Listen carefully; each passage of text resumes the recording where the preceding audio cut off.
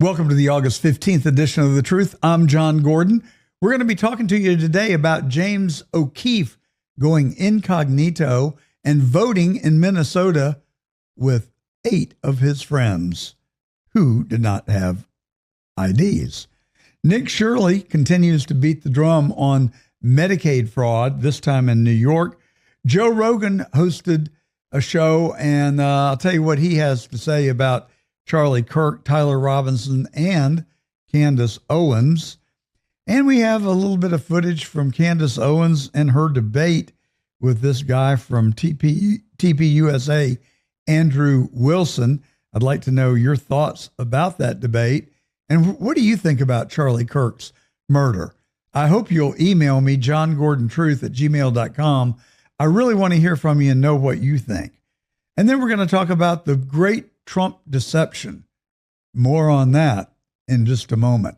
Today's show is brought to you by Perfect Circle Renewable Energy, a restaurant services company right there in Atlanta, Georgia, and Bogey's Beef, one of the best beef jerkies money can buy. So James O'Keefe went to Minnesota and he dressed up as a Muslim, and he brought 8 of his friends with him, also dressed up as a Muslim. Now, Minnesota has one of the most bizarre voting requirements, or I guess is really a loophole. If you are registered to vote in Minnesota, you can bring 8 other people with you, and they do not have to have an ID. All you have to do is vouch for them, and the elections officials will allow them to vote. This is, folks, this shows, I think what it shows me is the absolute absurdity of Minnesota's voting rules. Roll tape. Say that I'm vouching for them. The name is William Lawrence. The question about the vouching program, vouching. I can vouch for them, but they are not registered. That's okay, that's fine. Can I bring 5 more from up to 8 people? Okay, that's a good thing. We go back and we get Krishna and Ernesto and Mohammed. In Minnesota, you can show up on election day and vouch for up to 8 unregistered voters. Members of the Justice League dress up in traditional Muslim attire, including a transgender wearing a burqa,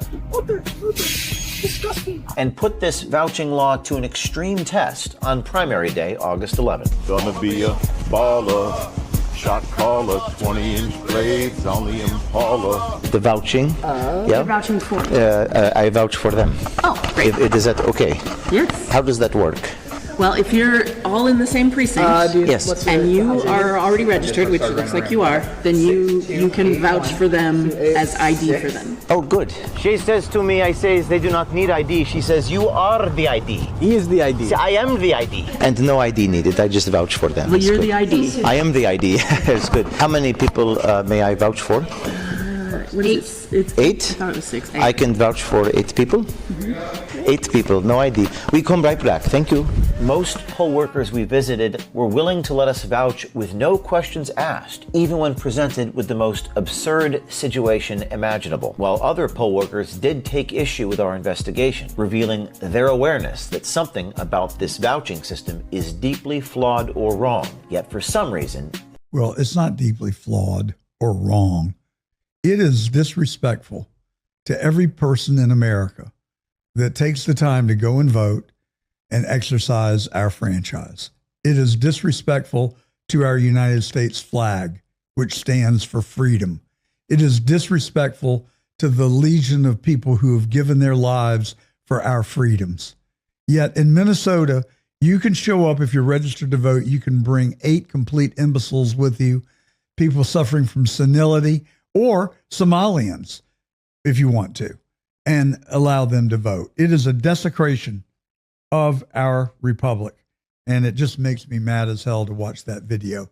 The only thing that helps keep your sanity, if you're listening today on the radio, welcome. We're on the John Fredericks Media Network and on cdm.press along their digital platforms who rebroadcast our feed. But you can also watch us on YouTube, X, Instagram, Facebook, and get the video along with the sound. So please come on over. You can also listen to us on Getter and interact with us live there. So we'd welcome you there. But please look for John Gordon Truth and consider subscribing and like us if you do. It really helps move us up on the algorithm. Well, Nick Shirley has gone back to New York where he has been pursuing Medicaid fraud. And let's watch Nick.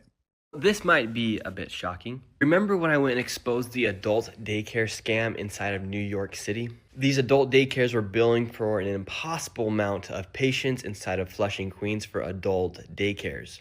For instance, this guy right here operated an adult daycare that received $44 million of your taxpayer dollars. I exposed it plain and simple, and Governor Hochul and Mayor Mamdani absolutely went completely silent. And it's super funny because when I exposed the daycare fraud in Minnesota, then New York City gave $4.5 billion to 2-year-olds. And I said, why are you guys doing that? They said, well, this initiative extends mainly to 2-year-olds, but intellectually you may be eligible. Governor Hochul started beef with me, and I was like, well, I'm going to finish it. Well, now it turns out that Governor Hochul is receiving donations from these adult daycare scammers in New York City. Living Well received $8.6 million in 2025, and on their peak day of business, they billed the state for 406 beneficiaries. My name's Nick Shirley. Well, Kathy Hochul received over $55,000 from these adult daycares in New York City. Yes, this guy right here has been actively donating to Kathy Hochul. So the reason why these politicians get so mad at me when I expose the fraud is because I'm exposing the very dollars that benefit them in their political agendas inside of their own state.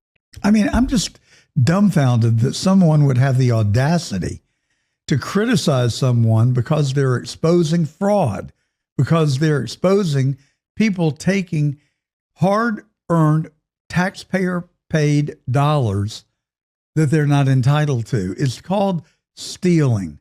And Kathy Hochul is turning a blind eye to it because she's on the take. Her campaign is profiting from people that are receiving tens of millions of dollars through Medicaid fraud, and they pass her on campaign donations. And so she turns a blind eye. Surprise, surprise. Well, I don't know if you've been following Candace Owens and her doggedly pursuing the murderer of Charlie Kirk. I don't know what you think. I don't know where your head's at on this. I know where I'm at. I've been consistent from day one. I do not believe that the narrative that we are being fed is correct. I do not believe, nor have I ever believed, that Tyler Robinson killed Charlie Kirk. Now Candace has developed more information. I will say this. Well, I'll come back and talk about that at the end. Let's watch what Joe Rogan had to say about Charlie's murder. All right. The more time goes on, the more I'm leaning towards Candace Owens. What? Wait, whoa. She's got some very interesting theories about it. Look at that. I don't think any story that you hear in the news is accurate. I think there's could always be none or none. Spin on it at least. There's always some spin. But the public and so believes whatever it. the spin is, whatever the spin is about Tyler Robinson, there's some to it. I don't know how much of it is, but there's some.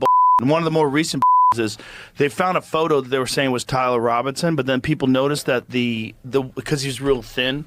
People noticed that the cars in the background, the proportions were distorted. And then they realized that what they had done was taken a guy who's like much wider than Tyler Robinson and shrunken the perspective. Really? Yep. Yep. And then when you see him for what he really looks like, you're like, oh, there's no way that's that guy. That guy's big. And then you're like, well, it's mostly true. Like, no, It doesn't add up. shifting No, it. they changed. Like, you look at the hood of the cars behind them, they're all like that narrow. Who is that? It just goes on. And why are the American people willing to accept things that are so blatantly false? Just because the FBI says it, oh, it must be true. Do we have those images now, Anthony? Let's look at, this is an image that we have been told is Tyler Robinson. Well, when you look at that guy, and I'm sorry if you're on the radio, you can't see it. You can fix that right now by coming over to YouTube Live, Facebook Live, Instagram, or where else are we? X, Anthony? This guy I would describe him as broad-shouldered and a rather large frame. And he certainly got some guns there. But then next to it is Tyler Robinson. Now you tell me, these pictures were on the same day. Are you telling me the guy on the right is the guy on the left? The only thing they have in common is a maroon t-shirt. And if you've been following Candace at all, you know that she's reported that there were like 50 or 60 people in the crowd on that fateful day in Utah that all had on maroon shirts. She said initially she thought that must be the school color. She went and checked, nothing close. So why are all these people showing up in maroon t-shirts, as including the alleged killer? I don't think it takes a rocket scientist to tell that those images are different. If you look at the guy that we're told is Tyler Robinson in another shot that was released, they attempted to shrink the person. And this just shows you how incompetent they are. They shrink the person, but when they did that, they also shrink the cars. So yeah, this guy must be on Ozempic, fast acting, because at one moment he's stocky and broad-shouldered. The next moment he's thin, starting to resemble Tyler, except he still has large biceps. But then the cars are narrower. So they also must have gotten a overspray of Ozempic, I guess. I don't know. It's just bizarre. And the fact that, now everybody's trying to discredit Candace. And look at how much money she's making from this. I think that is actually, I would characterize a reward for hard work and good journalism. Did you have the image of Tyler in the courtroom? I guess that's the one you'd put up, right? Yeah, there we go. All right. So Candace also claims to have gotten exclusive footage of the shooter. So let's roll that tape and I'll narrate as we go for our listening audience. But you see someone jumping up onto the roof, not jumping on the roof, running across it. And then he skips down on the lower part of the roof and then crouches into what is called a military crawl. Is that right, Anthony? A lateral crawl. That's right.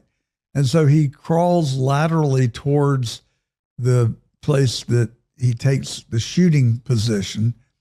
And you can see him unpacking his bag, presumably a rifle. And he's lying down prone on the roof. And we don't really see anything coming out of a rifle. I don't see any blast or any flash. And then he scrambles to his feet here in just a second. I don't know how long he's on the roof. Probably, what have we been watching? A minute and a half. And now you see some activity. He lunges up, jumps up, sprints off to the right on the roof. I don't know what that's supposed to show or prove. But was it Tyler Robinson? That is the question. And did that person, whoever it was, is he the actual shooter? I mean, I don't think so, for a number of reasons. All the stories we've been told about the rifle seem bogus to me, that it was assembled on the roof. We didn't see him assembling anything on the roof. We saw him somebody taking a rifle out of a knapsack and then putting it back into the cover and then sprinting towards across the roof. But the biggest fact to me is that there was no exit wound. There was no visible trauma on Charlie from whatever killed him. And so I am discounting that it was even a bullet personally. I mean, the theory that his microphone exploded, just like those cell phones that were pagers that Israel detonated a year ago and killed or maimed up to 50 people. I think maybe it was 30. That's more believable to me than a 30-06 that does not penetrate the softest part of the human body. We're told it lodged in Charlie's body and did not produce an exit wound. I just call BS on it, and so does Candace, and so does now Joe Rogan. So Candace offered to debate anyone from Turning Point, and they actually held the debate earlier this week. Patrick Bet-David was the moderator, and we brought you this footage from that debate. Just out of curiosity, are you between 0 to 100? What is the likelihood that you think Tyler Robinson shot Charlie Kirk and killed him? Based on the evidence right now, I don't know. I'd say 75, 85%. Candace? 0%. 0%. I'm at 0. So with what we've seen in terms of the evidence, I'm at 0%. Andrew Wilson also had claimed to have text from Charlie that he received the night before, and we've got that video as well. I'm going to share the message with you today, which is the first time this information's ever been publicly revealed. On September 9th, Charlie's security team wrote to him, yes, law enforcement has been fully supportive and agreed to a security plan and posture. Tomorrow's event will be covered by both my team and the campus PD. If additional support is required, patrol units will be available. I have 11 on site. Charlie responded with this, okay, great. Remind them that they are there for one person's security only, because I'm somewhat worried the left is trying to kill me. That was a message sent September 9th. Whatever could he have meant by that? Well, I think he meant exactly what he said, that he was worried the left was going to try to kill him. I agree. I think that's exactly right. But I think that it was a conspiracy, and I think it was more than just the left. I don't know how this stuff happens. I don't even really know why it happens. We can speculate on what occurred and who the people were responsible for Charlie's death. The thing that troubles me the most is what I perceive to be a cover-up and a fake story that accompanies Charlie's death. And that traces right back to the FBI and our own federal government. And I just cannot imagine that our own federal law enforcement would be complicit in something like this. But how can you draw any other conclusion if you agree the person we've been told and shown as Tyler Robinson does not even closely resemble Tyler Robinson in stature or build? Ergo, it wasn't Tyler Robinson that was on that rooftop. Combine that with the fact that many, including myself, do not believe that whoever was on that rooftop fired a 30-06 that lodged into Charlie's neck and didn't present an exit wound. And Cliff Marchison, or whatever his name is, Kurt Marchison, I'm sorry, Chris Marchison, I think, has replicated that shot from 152 yards using a number of different targets and a similar 30-06 with all kinds of different loads, heavy loads, light loads, bullets that expand, bullets that don't expand, all sorts of different, every single one of them, without exception, left an exit wound and did mass trauma to the target. So all the evidence absolves Tyler Robinson. It also contradicts the malarkey that we've been told, which is one thing were it not from the mouths of the FBI. And that gives me tremendous heartburn to think that our own federal government might be complicit in Charlie Kirk's murder is very hard to contemplate or to accept. But candidly, that is my leading suspicion, and I can't call it a belief right now, but I'm very open to that possibility because I've looked at 2 and 2, and it's not coming up with 4. The person's not the same.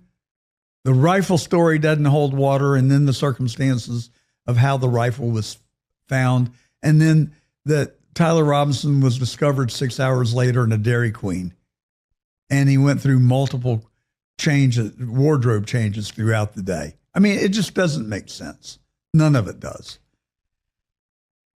So it just fits perfectly into my narrative that this federal government is rotten to its core. It is rotten to its core. There's a cancer in our government that has to be surgically removed. And where is Trump in all of this? I just don't know. But his silence does not absolve him if he suspects that our own government or people in it had involvement with Charlie's death. Or maybe it was Mossad. We know that Israel was really sideways with Charlie. He was getting criticism. He was being defunded by Jews in this country because of his change of position on Israel. And he was receiving death threats. There were also financial improprieties that we've talked about inside Turning Point. And one of the most disturbing things of all, I guess I would rank it number 2, right by the FBI somehow covering this up, which is what it appears to me to be. I'm not imagining it. I'm looking at the facts. I'm comparing it to the evidence. And I'm contrasting it to what we have been told. And I am squarely in the camp of Candace Owens. Now, Anthony and I joke, I try and get to the frickin' point. I used to work for a technology company in Atlanta called Lanier Business Products. They were the number 1 seller of dictating equipment. Our younger audience has no idea what I'm talking about. But you used to have these machines. Lawyers and doctors in particular would pick up, dictate a patient's record or dictate a brief, and their secretarial pool or assistant would type those notes and put them in the patient file or the client file, whatever. So our motto was pick up, speak up, and hang up. And so that's kind of my guiding light on this show. And Anthony and I work all the time on trying to condense what we're going to say into as few words as possible out of respect for your time. But Candace and all these other YouTubers, they don't do that. They like long form because long form gets you more listeners. If you can say in 3 hours what you could say in 30 minutes, it is monetarily more advantageous for you to spend 3 hours. And now I'm watching a lot. I see a lot of podcasts that are expanding to 4 hours. Good Lord, who do they think has time for that? But very few people sit there for 4 hours. But what it does do is catch a whole lot of people that might watch for 10, 15, or 30 minutes. Suddenly that becomes a download, which in the podcasting business is money. I don't do this show for money. It's not part of our motivation, our strategy, or our plan. Now, if someone wants to advertise with us, we're certainly not going to turn it down. But that's not the motivation for this program. The motivation for this program is to spread the truth as economically, in a shorter period of time, and as efficiently as the facts and the story will permit. my point is, that's a long, drawn-out explanation to make a simple point that Candace wears me out.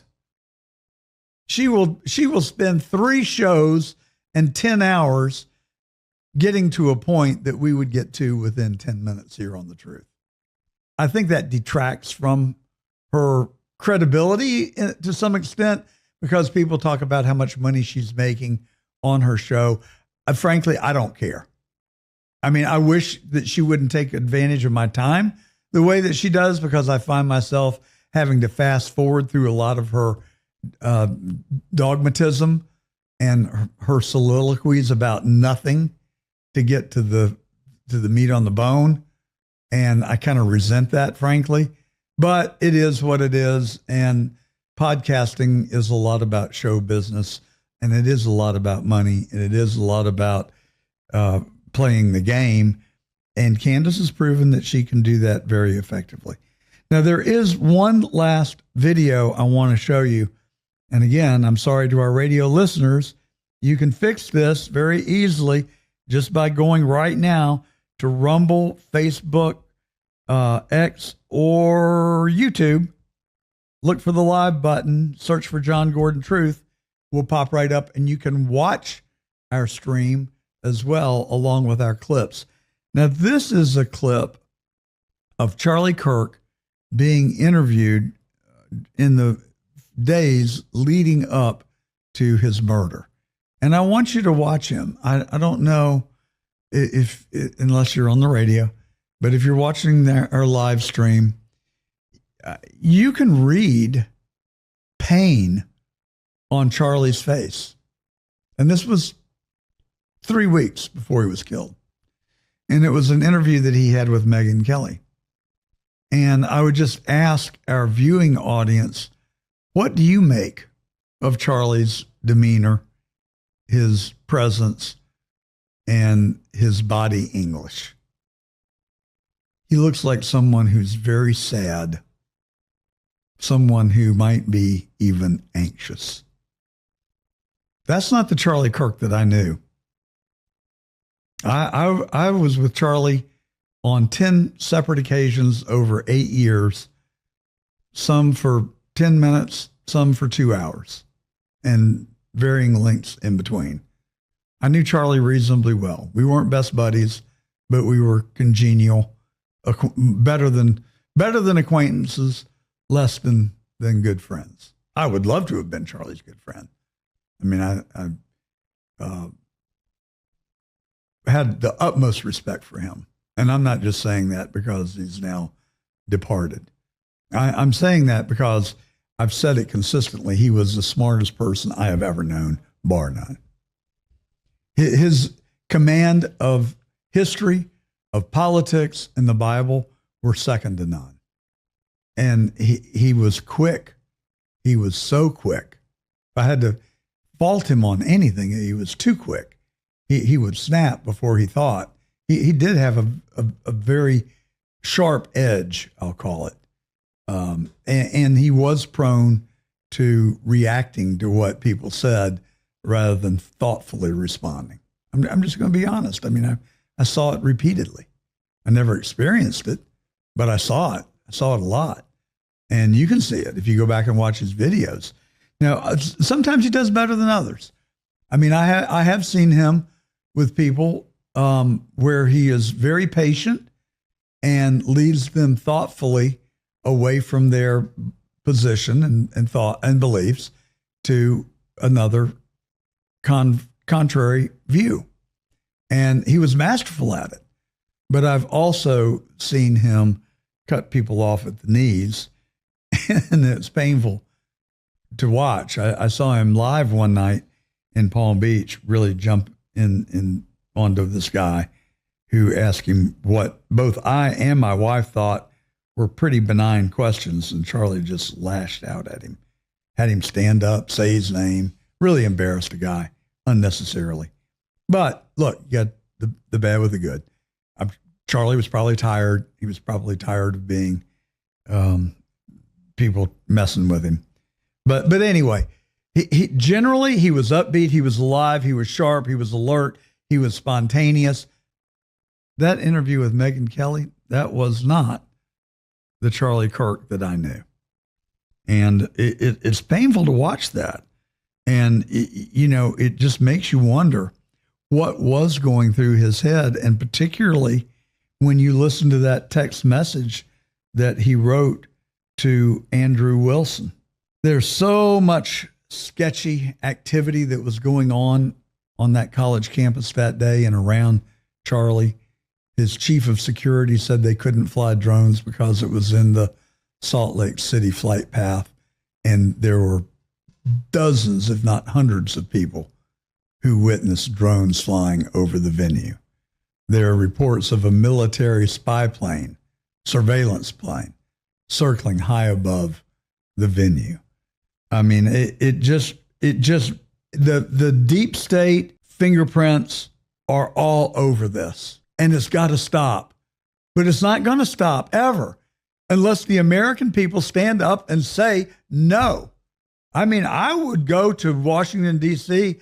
and stand outside of Langley, Virginia, and the CIA headquarters and demand that they stop killing people.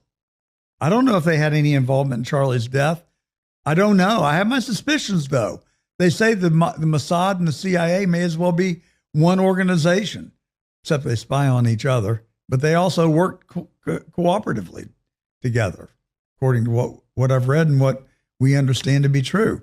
But here, clearly, it's the FBI that's taking the lead. And the intel agencies of our government receive unlimited amounts of funds, have virtually no oversight, and we fervently believe that they have committed atrocity after atrocity after atrocity, and that they just flagrantly, blatantly lie to us, and they appear to be untouchable because they kill people like President Kennedy. Maybe they tried to kill Donald Trump in Butler. Sure as hell wasn't Thomas Matthew Crooks. Sure as hell wasn't him acting alone. And I don't think it was Tyler Robinson that killed Charlie Kirk. Yet the similarities between John F. Kennedy and Charlie Kirk are unmistakable in terms of the circumstances surrounding their assassinations. And even more significantly, surrounding the cover-up. And so those are the things that really bother me. But the third most bothersome fact is that all of Turning Point, every single person, every single interview conclude that it was Tyler Robinson. Is there no independent thought? Is there no independent thinking among Turning Point employees and leadership? Look, these people masquerade as being Charlie's friends. With friends like that, who needs enemies? It freaks me out. It saddens me. It angers me. What happened? Who orchestrated it? And we damn sure know who's covering it up. So make your voice heard. Send a letter to the editor, call talk radio, write your congressmen and senators, and tell them that we demand the truth on who killed Charlie Kirk, and that they surgically remove the cancer that is growing, that's festering inside our own federal government. All right. Well, President Trump, you may know, was in Turkey earlier this month, attending the NATO summit. And while he was at that summit, he said on the podium that he was Iran's number one target. Now, you know, this is a difficult, I've said it before, and it's kind of a difficult line to walk. But President Trump acts like he is surprised and victimized by virtue of the fact that Iran wants to kill him. Well, they better not. Okay, I'll say that. They better not, and they better not try. But you got to think for a minute and consider the fact that we have killed 13 or 14 of their senior leaders and as many as 50 of senior and middle rung leaders. You don't think that if you were an Iranian loyal to that government, that you would be mad? You don't think that retaliation would be a logical, predictive occurrence if you were the guy who gave the order to take out those 50 or 40 or 45 or 50 people, including their senior leadership? I mean, can you imagine what would happen if that happened in our country? I mean, I don't even want to speak the words, but just imagine if the president, vice president, and the cabinet and congressional leaders were somehow removed from this earth. I don't want to say the words. I just don't. Doesn't feel right. But you get the point. We would be at war. We would be at war. So I have no sympathy for Iran at all. I can say what I've said for the last 6 months. They deserve everything they're getting. They deserve it based on the fact that they took our embassy and held our diplomats hostage for 444 days, provocation enough to bomb the hell out of them. They deserve to be reined in and bombed based on the terrorism that they have committed around the world for the last 50 years. They have killed thousands of our servicemen and women. They deserve anything that they get. Their determination to achieve enriched uranium and produce a nuclear weapon is provocation enough to go in and bomb Iran. The fact that they have killed 44,000 of their own people in an act of genocide this calendar year is provocation enough for President Trump to have done what he has done. Everything he's done, including taking out their leadership. But I don't think you can act surprised or put off by the fact that they now want to kill President Trump. It's not justified because what they've done, they brought it on themselves. So President Trump was on his way back to the United States by way of England. I guess it was I don't know whether the stop in England was originally planned or not. No, it probably wasn't.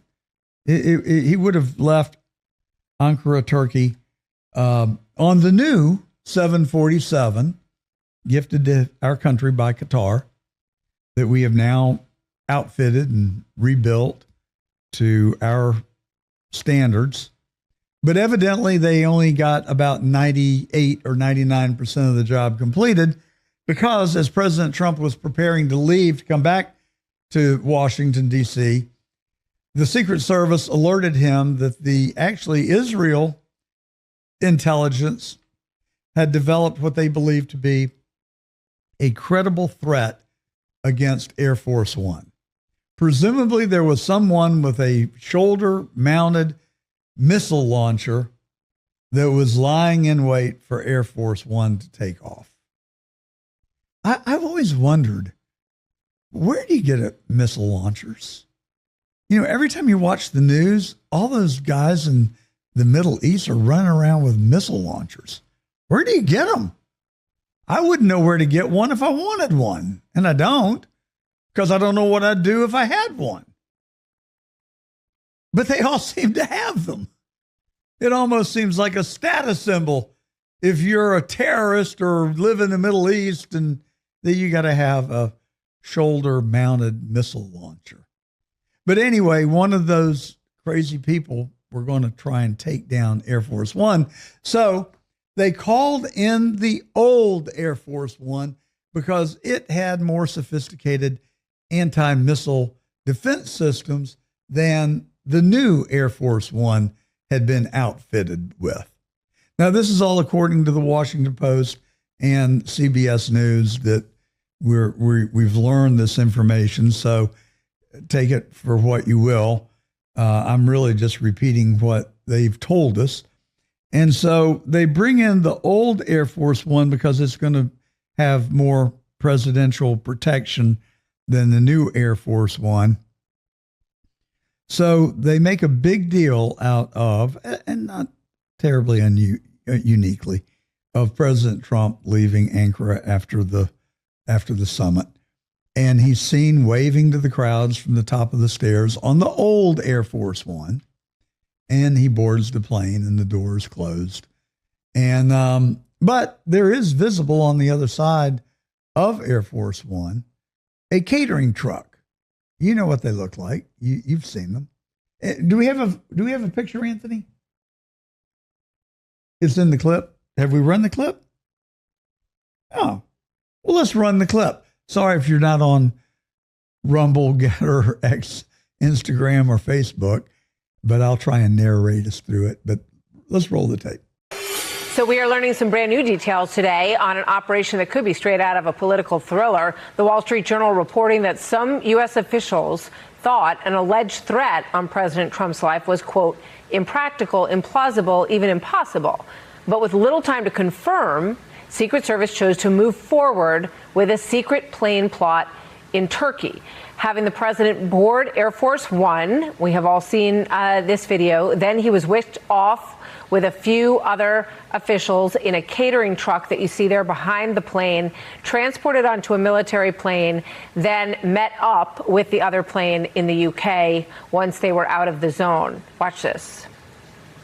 I go by Secret Service and the military. They wanted me to go on a different flight, a different plane, equal safety, but they wanted me to do it, so I do it. I do what they say. Well, it's probably pretty smart to do that. But if you were watching the clip, you could see the catering truck on the other side of Air Force One. It pulls away from Air Force One, and then, you know, the scissor lift comes down and the truck goes off out of the view of the camera. Well, the belief is that that was the exact catering truck that President Trump made his getaway in, and he got on board a military 757, just like Trump Force One, and made his way off and took off in that airplane. And then the old Air Force One followed right on its heels, landing just minutes behind the 757 in England sometime later, where he and his top cabinet and staff members each disembarked from the 757 and old Air Force One and got on the new Air Force One and made their way back to Washington. So that's inside baseball on Trump's exit from Turkey. Anthony and I are pondering, though, if it was too dangerous for President Trump to leave on Air Force One, you know, the blue and white version, why did they allow his cabinet, the media, and senior staff members to leave on the old Air Force One just moments behind him? Think about that. Let that set in. And it's not like, you know, they made an impulsive decision. This plan was hatched over a period of 5 hours, according to what we're told. So someone had plenty of time to say, maybe we shouldn't let your most loyal people fly on Air Force One. Think about that one for a while. And you can tell me what you think. You can tell me in the comments, or you can write me, johngordontruth@gmail.com. Just keep sending those letters. I love hearing from you. Today's broadcast is brought to you by Perfect Circle Renewable Energy. They are a restaurant services company serving North Georgia. And by Bogey's Beef, a nationwide purveyor of beef jerky and beef sticks. They are in such high demand, Bogey's can't make them fast enough. And Bogey's has a real niche market in golf courses all over America. They're in the top 60 of the top 100 golf courses in the U.S. and all of their accompanying resort outlets. Like at Sea Island, Georgia, they're on the Cloister golf courses, but they're also, you can find their beef in the halfway houses at the golf courses or in their gift shops in the hotel. Same at Kohler in Wisconsin, at Whistling Straits, and a number of other resorts around the world. And down here in West Palm Beach, where we are, we can pick it up at Amiche Market or at the Breakers Hotel and on their golf courses. You can also get it if you're staying at the Hyatt in downtown West Palm Beach. They carry Bogies, and they're available on Amazon. Just look for Bogies Beef. It's really good stuff. Jared WEISFELD is coming up. He's the president of Start Publishing, and we're talking about school safety, parents' rights, and Mamdani. We've got Natalya Murakhver.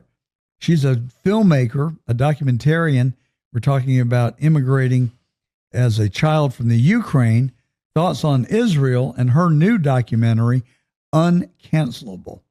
And then we've got John Strand. He's a J6er, who was a political prisoner and is running in Florida's 19th congressional district.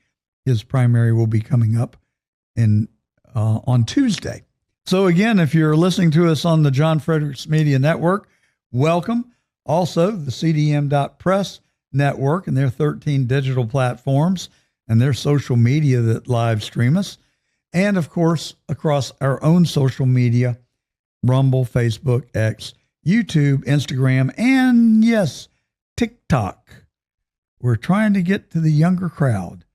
So check us out on those social media platforms. And you can also watch all of our past episodes on johngordon.tv. So we'll be right back with our first guest. But first, we got to sell some stuff. Today's broadcast is brought to you in part by Perfect Circle Renewable Energy. They're a restaurant services company in North Georgia.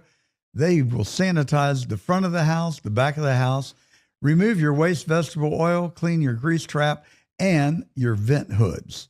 If you're tired of slow, inconsistent, unreliable, and dirty service from your provider, check out PCRenergy.com. They're in Atlanta, no automated attendance, and they'll give you a quick response. PCRenergy.com, where you get to speak to a live person, no automated attendance, and they give clean, good, reliable service, locally owned and operated in Atlanta. It's www.PCRenergy.com. It's delicious, it's nutritious, and best of all, no dishes. We're talking about Bogey's Beef Jerky, of course. Premium craft beef jerky that's taken off at the most prominent golf courses and resorts across America. Made for the turn, the road, or whenever you need a bold, protein-packed snack, Bogey's delivers the rich flavor and that premium chew every time. From smoky heat to Pineapple Express, try some Bogey's Beef. They've got a flavor for every player. Bogey's Beef Jerky, tee it up, tear it up, and enjoy. Jared WEISFELD has had a career in film as a producer and a writer, and he's studied crime in schools. Here to help us break it down, Jared, welcome to The Truth. Hi, thanks for having me. So this is a pretty esoteric subject when you talk about violence in schools, but it's all too common these days. And is it my imagination, or does it just happen in the United States? I don't hear about school shootings in Great Britain and Germany and pick your country. Well, majority of them happen in the United States, but there's like a very few that happen in Canada and in Great Britain that we don't hear about. But majority of the school shootings happen in the United States. Well, have you been able to identify the source and the root cause of what would possess someone to go into a school and start shooting up people, innocent people who guilty of nothing? I mean, the complete issue is there's no good parenting at home, right? The fact that parents don't know that their kids basically have Uzis in the basement is mind-boggling to me. So you have that issue, parents not being parents. You have schools that are afraid to punish kids and discipline them. And then simultaneously, if you notice over the past year or two, right, the typical school shooter isn't that white loner kid anymore that likes to kill his cat. It's morphed into other things, right? So now you have blacks. We had a 6-year-old black school shooter that shot his teacher in the stomach at 6 years old. So it's trending downwards in age as well. And then you have transgender school shooters. You have Spanish school shooters. It's not that loner white kid anymore. And a lot of it has to do with social media, the internet. A lot of it now, today, has to do with ChatGPT and other AI software, like the Florida State University school shooting this year. ChatGPT helped them plan it. Well, we never gave schools a second thought when I was a kid.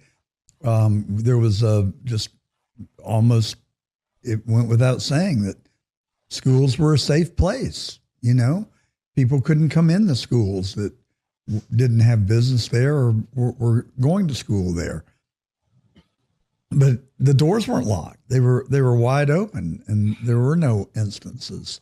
What has changed from the time that I was a kid and today? I mean, why did social media? What about video games? Would you not point to that as well? Yeah. So when I was growing up, right, I was only allowed to play sports video games on like the Nintendo that had the 2 buttons, right? Now these kids are playing Call of Duty, Grand Theft Auto. They're playing interactive shooting games. Yeah. We had no video games when I was a kid. None. Yeah. And, in those instances, right, there's parental controls. So if a kid is not being monitored by their parents, that's a parental problem. Because the school doesn't know when the child is like playing video games or what kind of violent video games they are playing. And I do agree with you that video games are a problem because kids learn how to shoot through video games. So the question is, that's a parent issue, right? The school can't monitor if the kid is playing, dangerous video games. That's a parent thing. A lot of this comes down to bad parenting. And like I said, if like my children were in the basement planning something, like I would know about it. Well, I would also add that it sounds like there's an opportunity to do a better job of training teachers for warning signs. And maybe there should be a protocols that are designed and that educators are required to follow if they spot a child that is exhibiting the warning signs of someone that might do violence. No, absolutely. But you have a problem where, let's say on the school Chromebooks, right, they have trigger words. Like if a kid types in something that is concerning, right, the school gets notified immediately. They talk to the child. But you have some parents in some schools that think it's an invasion of their kids' privacy. Mm-hmm. Now, I don't think it's an invasion of the privacy. The kid's like Googling, like, how do I get a gun? Right? Like, that's not privacy. That's called dangerous. Yeah, exactly. And, privacy is like, once you go to school and you're on a school issued Chromebook, like, that's the school's Chromebook. Statistically, right? the incidence of school violence, is it on the rise, the decline, or is it remaining static? It's on the rise. There's over 100 school shootings a year, most of which you never hear of. But it's prevalent. It's not going anywhere. It's going in a bad direction, and it's only going to get worse. now that we have, social media, we have AI, we have these loner kids that want to be cool, and they think they're going to be cool and they're going to be recognized. That's also another issue we have, is that we glorify these kids. We put their names on television, we print them in the news, right? So these kids think they're going to be celebrities, right? They're loners. Nobody's ever paid attention to them. They're school shooter. Also, I want you to think about this for a second, right? It's simple stuff like if there's a fire drill in the school, right? To me, that's a very dangerous situation because you're taking kids and you're putting them outside. It's open season, right? So there's ways in which, we could protect our kids more. I can't remember the last time there was a school shooting where somebody, pulled the fire alarm, right? It's usually they come in blazing. And by the way, in the last incident where the principal, saved the students, right? My question is, how'd that kid get into school, right? The kid just walked into the school. Nobody's ever talking about that. Hey, how'd the kid get into school? Or the other school shooting where the kid fired into the glass and just walked into school. Now, if you bulletproofed that front door, it's about $400. So for $400, like, nobody's getting through that glass. And that's also a problem as we have is budget-based security, like, doesn't work. You have to do what you need to do in order to protect students. If the schools are locked on the outside, but a kid can get in, a kid can get out from the inside, right? That kid should immediately be suspended if he opens up the door to the outside where somebody can come in, right? There needs to be a serious punishment for that because they could theoretically be letting a school shooter in. Oh yeah, I'm just going to open up the door and go outside, right? Yeah, no, you don't have the right to open up that door because you're putting other kids' lives in jeopardy.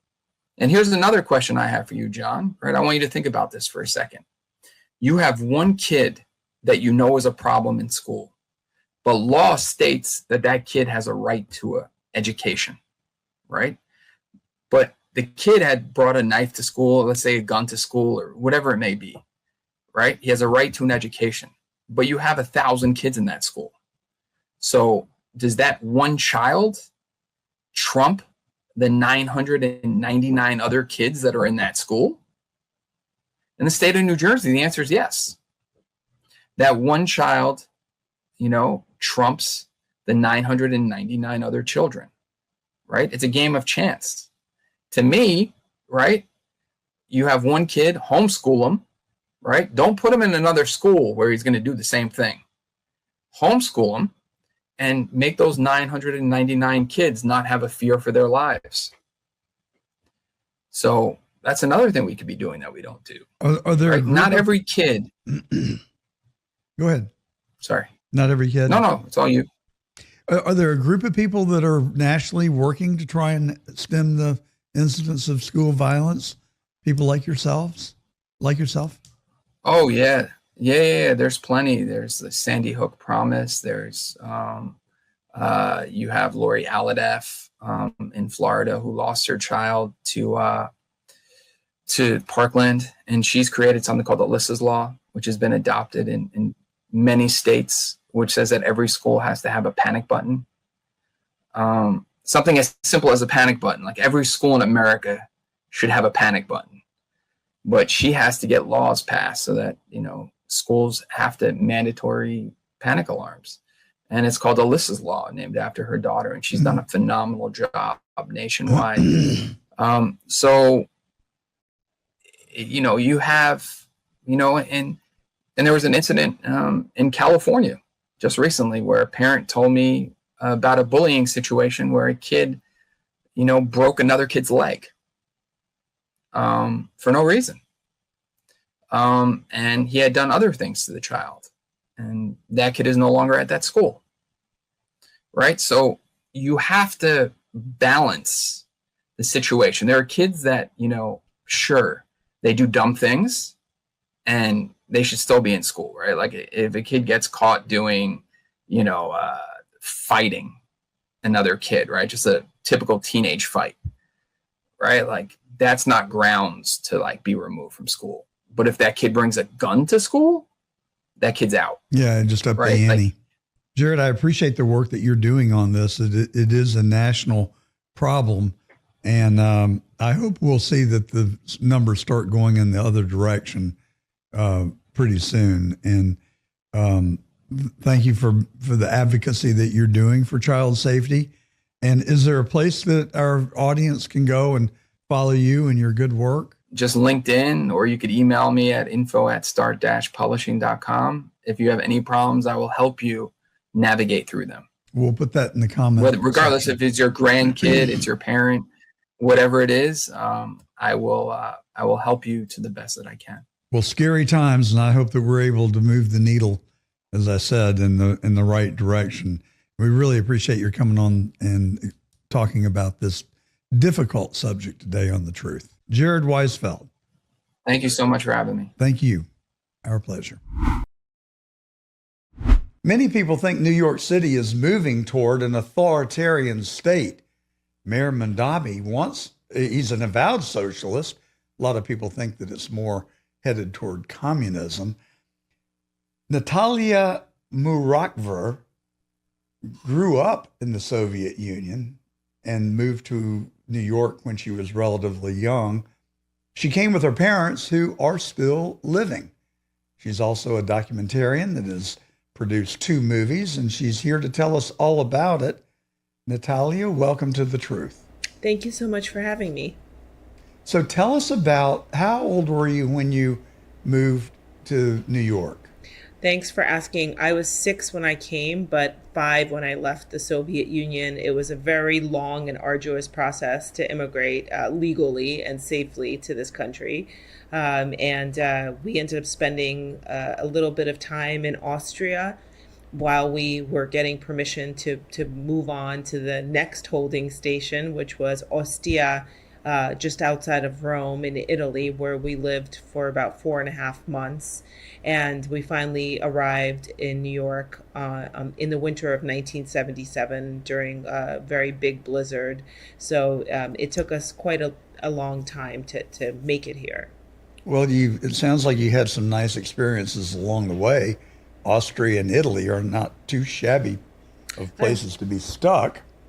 I think for me as a child, it was okay. It was a curious experience, but I think for my parents, having, their life, upended back home and leaving everything behind because, they really weren't allowed to take anything. It was like, take the clothes on your backs and go.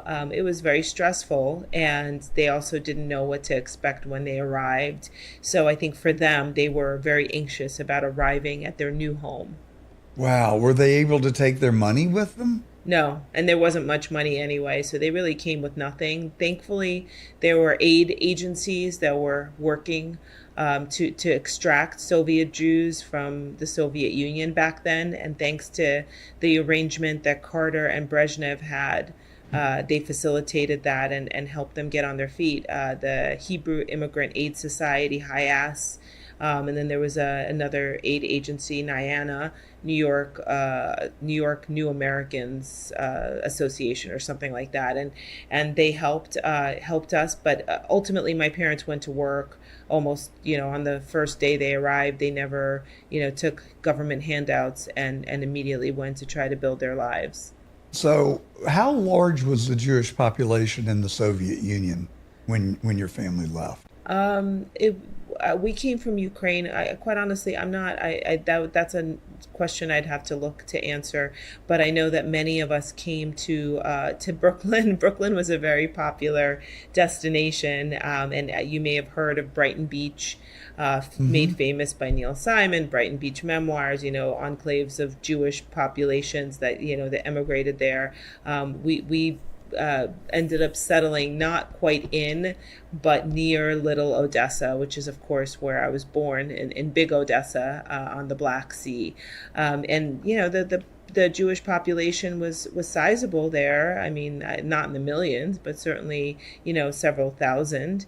I personally was very eager to become an American, to learn English and to assimilate. So, in the 80s, it wasn't glamorous to be from a Soviet bloc country. It's only, in later years, where things have become a lot more elegant and refined, and, Russians are kind of looked at as an elite species. It wasn't like that back then. It was like, in my 8th grade yearbook, the principal wrote, something along the lines of the spy who came in from the cold. It was very painful to be a Soviet back then. And so, I just immediately tried to assimilate and become an American. Well, it sounds like you've done a pretty good job of doing just that. Yeah. Do you have memories as a child of what it was like to live in the Ukraine? Not really. No, I remember going to playgrounds. I was 5. I remember Italy a little bit more vividly. It was, I feel like it's the first time I started to see in Technicolor. It was so colorful and bright. There were so many candies and, pizza and all these foods that were just dazzling in the windows.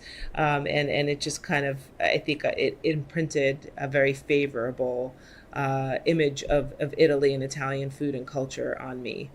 So your parents left the Soviet Union. What was their motivation? Did they feel oppressed? Were they the brunt of anti-Semitism? Well, I mean, the whole system was set up to keep them out. It was very hard for Jews to go to university and get higher education. So open anti-Semitism and Jew hate. But also, beyond the Jewish question, it was a terrible place to be. I mean, everything was unionized and bureaucratic. You had to wait on lines to get food or buy certain things, that a young child might need on the black market when the sailors would come in to the port, because Odessa is a port town. They would bring, all sorts of contraband materials in. I mean, something as simple as a banana, I remember. I had my first banana shortly before I left, and it was the most exotic, exciting thing I'd ever had in the Soviet Union, because the shelves were empty.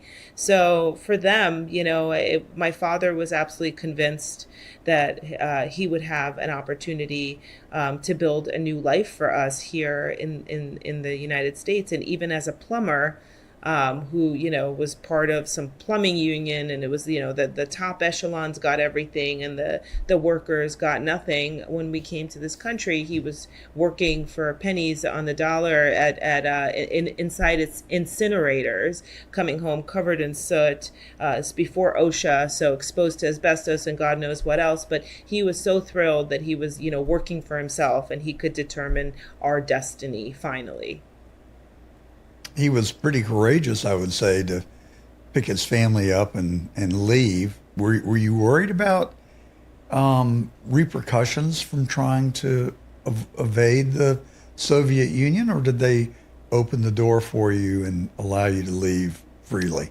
Well, in the late 1970s, President Carter and Brezhnev met and signed an agreement to allow Soviet Jews to leave. And as I understand it, we had really 3 choices. One was to move to Israel, which is where my grandmother, my father's mother, and his sister moved to with their family. To move to New York, where my father had a very close friend who offered to help us and help us situate ourselves, or Australia. And my parents had to decide.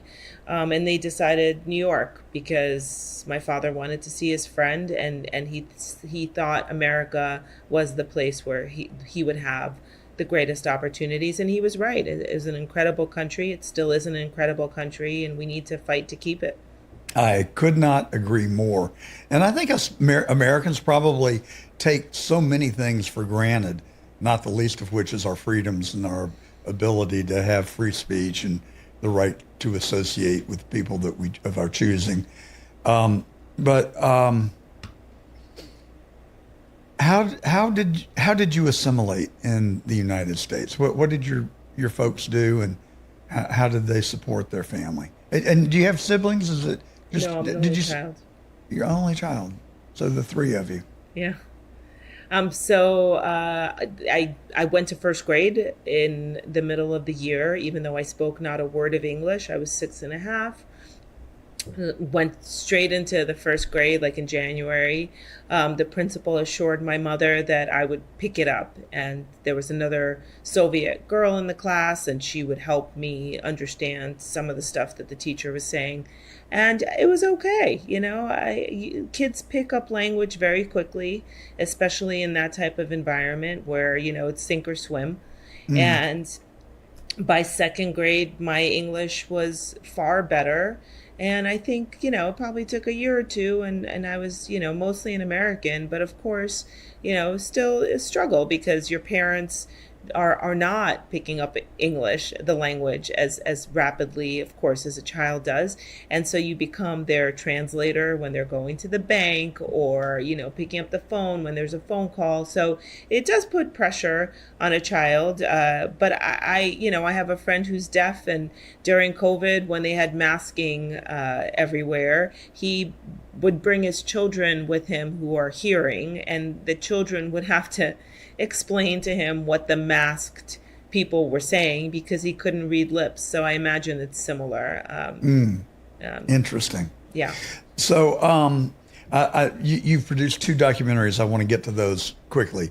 But before we move on, are you concerned, or how on the spectrum, not bothered at all and shocked beyond belief, where are you relative to the political discourse in this country today relative to Israel, members of the Jewish faith who live here, and the growing anti-Semitism that I've never witnessed like we have in the last 12 months or 24 months?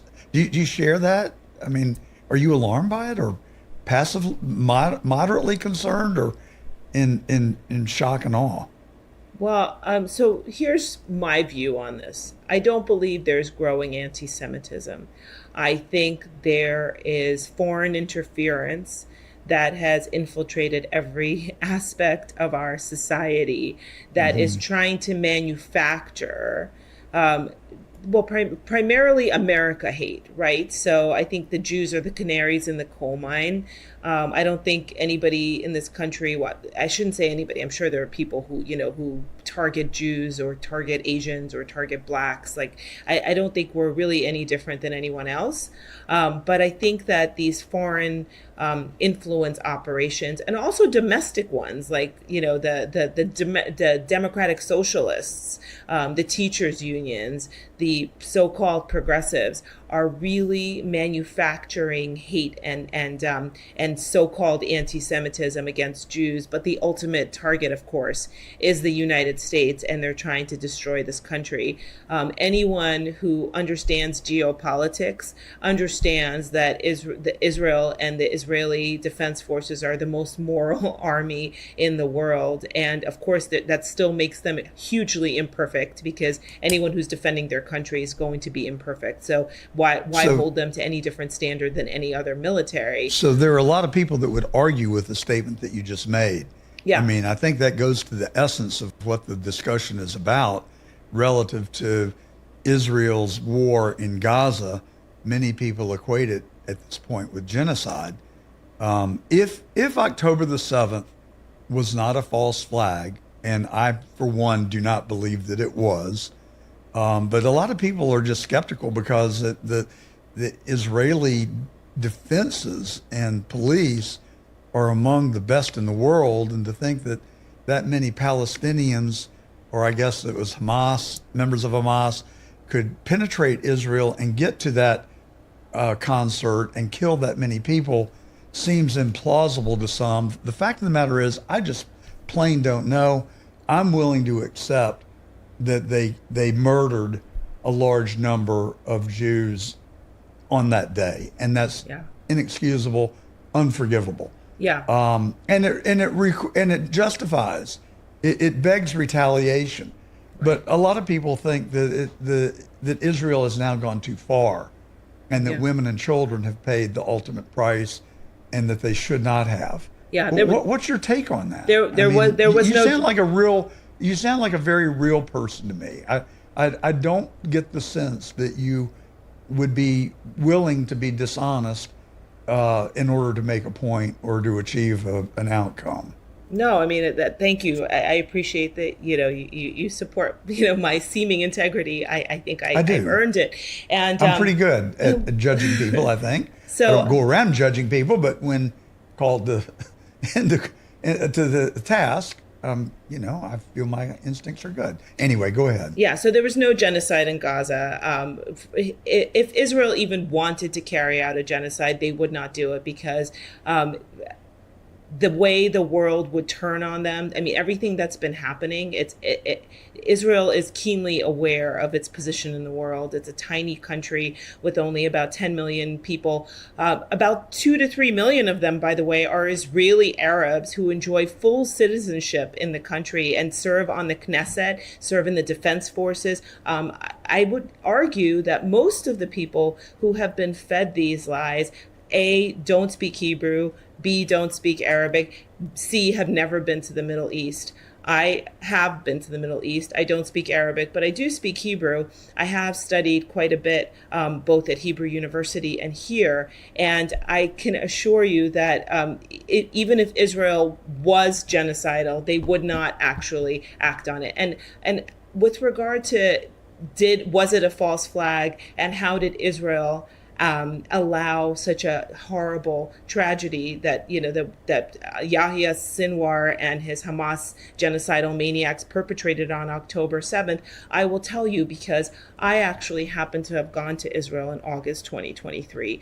My daughter was there. She was in a program on a kibbutz in Haifa, and she spent the summer there. I, at the time thought it was as safe as, as could be. In hindsight, I feel like, that could have been us. And I was horrified being in Israel in the summer of 2023. And as somebody who'd been there many times over the years, visiting my grandmother, my cousins, I had never seen anything like this. The left had infiltrated Israel so deeply. There was so much internal derision and divisiveness because of Benjamin Netanyahu's reform, or supposed reform at the time. I don't think it actually came to pass, of the Israeli Supreme Court.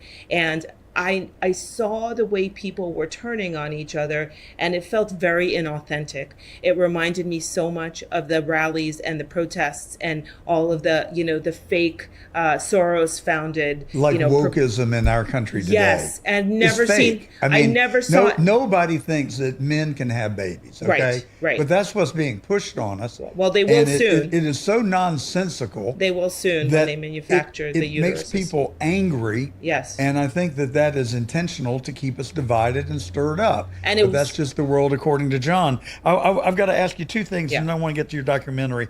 You said that if there was genocide in Gaza, that it would create a huge backlash around the world. Isn't that in fact what has occurred? No. What has occurred? Doesn't that support the people that actually, are alleging that? No, that actually has not occurred. And in fact, if you look at the statistics of civilians killed in Gaza, even the ones manufactured by Hamas, they are far lower than in any other war that we have engaged in. And actually, most of the statistics you see come from the Gaza Department of Health. Who is that? That is Hamas, that builds tunnels underneath hospitals and puts civilians intentionally in harm's way. Israel has lost so many soldiers with their feet on the ground who didn't need to be there. They could have just bombed the hell out of it and not lost their own young 18, 19, 20-year-old soldiers. So no, there was never a genocide in Gaza. There is a Pallywood, which is almost as good as Hollywood. Palestinian Hollywood has manufactured so many fake narratives, and I hope that your viewers are able to decode, truth from fiction. One last question. Do you believe, as many people, and I have to be honest with you, I would include myself in this group, that feel that Israel has a disproportionate say and influence on our country, particularly in terms of our foreign policy? No, I actually think Qatar has a disproportionate influence in our country. They're spending billions and billions Well, of that dollars. may be true. I mean, you could say Great Britain has a disproportionate influence. A lot of countries probably, but I mean, how many times has Netanyahu been here in the last 2 years? 30 billion in foreign aid to Israel. Not 30 billion. And well, 3 billion in actual. Where's that money spent? Aid. Where's that money another spent? 27 billion in military and armament support. Right, but where's that money spent? Is it a carte blanche, or is it spent here on our domestic military industry? Well, I believe it's spent in Israel. No, it's actually spent here. It may be being spent on our installations in Israel, for all I know. I'm not sure. No, it's spent buying American munitions in Israel, and actually has helped us grow and develop and become technologically advanced because we have a country that's constantly buying stuff from us. So no, it's not a handout. I would argue that Israel is probably the best investment that the United States has, and the reason why China and Qatar and other, very radical axis of evil countries have targeted Israel is because they know that if they took out Israel, the United States would fall so quickly, we would not be able to do anything else. And President Trump understands that. And You're saying that were it not for Israel, that our country would fall? I think Israel provides quite a bit of stability and intelligence for us, especially in the Middle East. Do you want Iran having that kind of power? I can assure you that Saudi Arabia, Jordan, Egypt all want to see Israel succeed. And you know why? Israel provides intelligence. The Mossad provides the top intelligence to those countries. They all work together. President Trump has been brilliant about expanding the Abraham Accords. It is going to be both economically and also strategically probably the best advancement in this century for this country. All right. I could literally stay here the rest of the day talking to you about this, not contentiously, but I'm genuinely interested in your perspective, and you have made me think, which is a good thing. And but I do want to get to your documentary, which is called Uncancellable. Yeah. Yes. And tell us about the documentary. What was the genesis for it? And is it out now, or is it about? Yeah, it's out. Thanks for asking. Okay. And I'm not a Middle East pundit, so these are just my thoughts. Take them or leave them. I'm that is not a slogan. That is truly what's in my heart and in my soul. I want to get to the truth. And the most difficult thing we have today is finding out who's telling the truth and who's coming up with a narrative that they're trying to sell.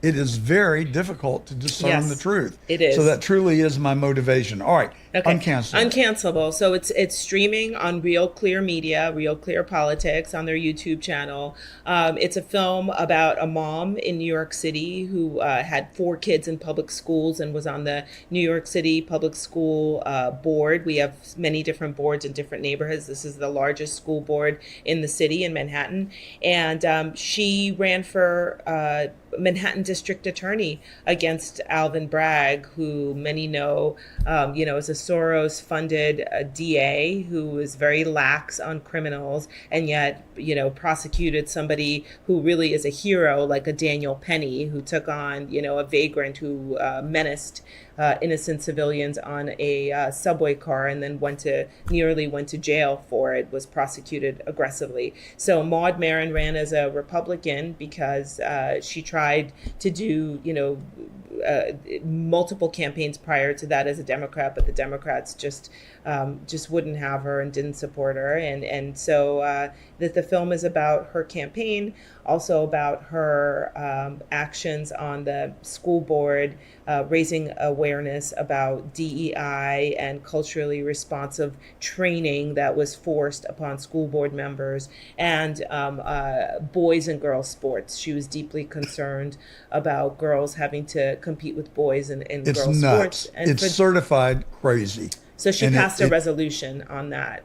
Good for her. Which, unfortunately, yes, good for her. Great, courageous person, but didn't really have the support. And ultimately, the resolution was rescinded due to activist pressure, and she was voted off the board. So, she's uncancelable and she'll be back. But who in their right mind would support men playing in women's sports? Yeah. I mean, what's the point? You win Division. the trophy, but you haven't won anything. The same people who masked toddlers. It's the I same mean, are they people. just crazy? I mean, that is one explanation. Right. I don't think they're crazy. I think it creates incredible division, and it's a diversion so that, you know, things can get reorganized while we're looking in a different direction.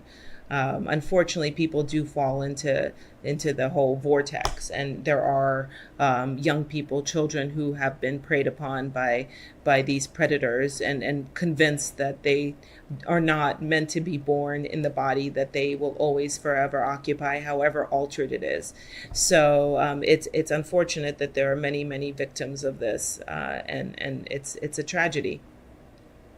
Well, I like the way that you express that, and I think that does get to the kind of the heart of the issue about teenagers transitioning without parental guidance or their own shrink weighing in, because, you know, it reminds me of what my preacher used to say.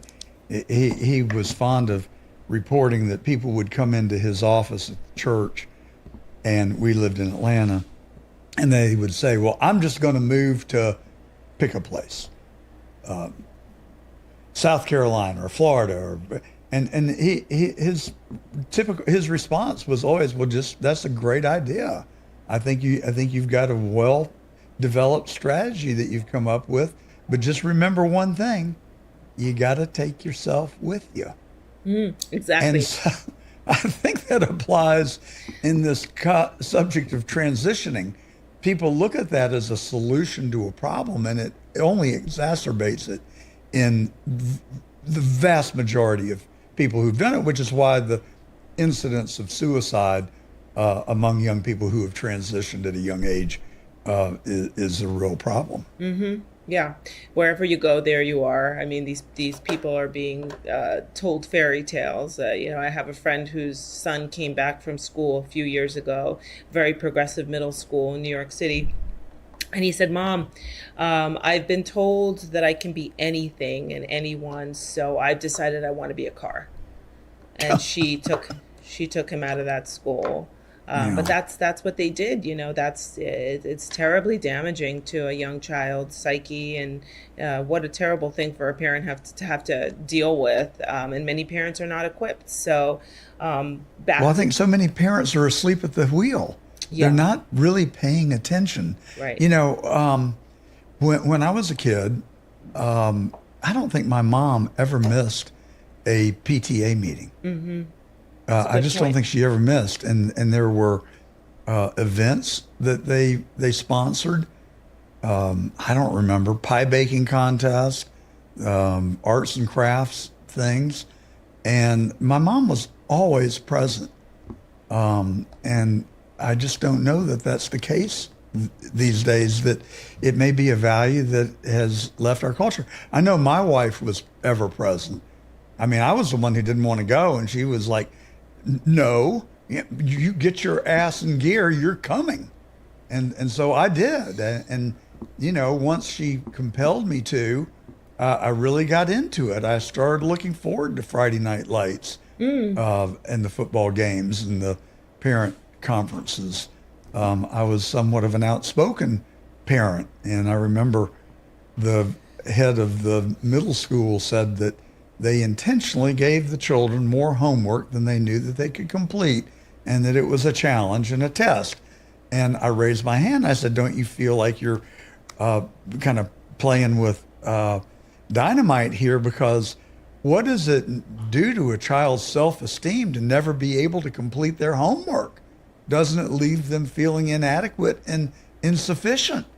Well, you could have heard a pin drop, and needless to say, I wasn't one of the more favored parents among the teachers. Yeah. No. But that kind of idiocy, you know, I mean, I've never really liked academians. I'll just put it out there. They act like they're the smartest people in the room and that they know how to raise your kids better than you do. And I have a real problem with that. Yeah. No, I think it definitely has caused us to re-examine education for the better, I hope. All right. So in the short time we've got left, tell us about life in New York today. I can't help but think about the fact that, you know, and I'm don't mean to be speaking for you. It's just trying to put myself in your shoes.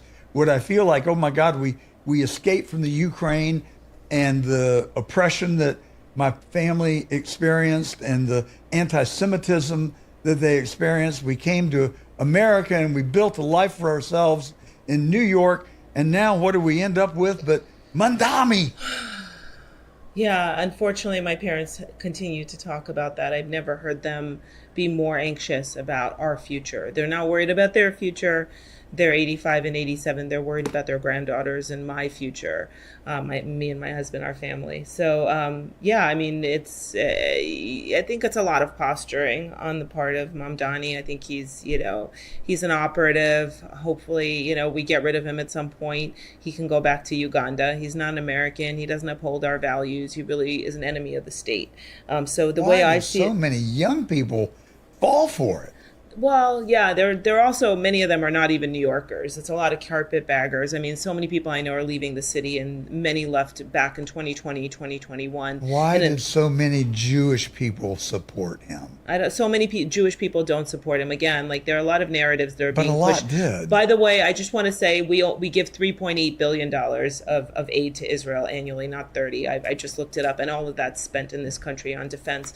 But I think that's going to probably go away in the future anyway, because Israel is very hell-bent on manufacturing their own weapons and probably selling them to us. So at some point we might be asking them for help. Well, I think that would work. I wouldn't have a problem with that. And, I think that would be repaying a favor. Yeah. I like that. I don't think it's a favor. I think we get repaid for everything we give them a tenfold, and you would only have to see Israel be destroyed to understand what that would do to Middle Eastern, the balance of power in the Middle East. I don't think any other Middle Eastern country would want to see that, but neither would I. That's a subject for a longer conversation, which I am absolutely let's willing do it. and would welcome for us to have it.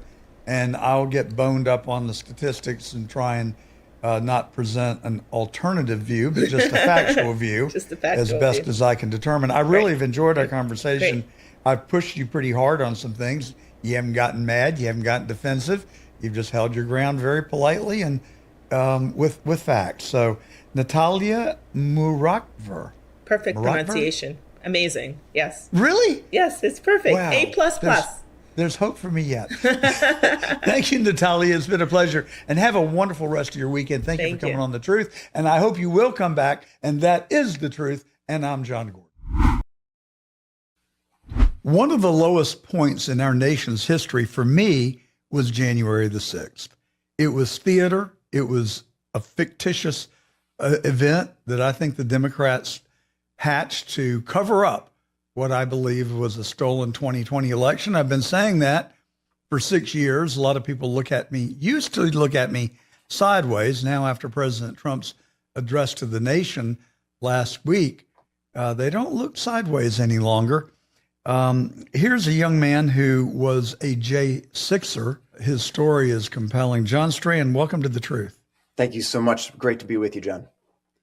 So how did you get caught up in January the 6th? It's a great question. By the way, do you agree with my very short summary? Yeah, I certainly do 100%. And I likewise have been saying from the very beginning that the election was rigged, fraudulent, and yes, stolen from the American people.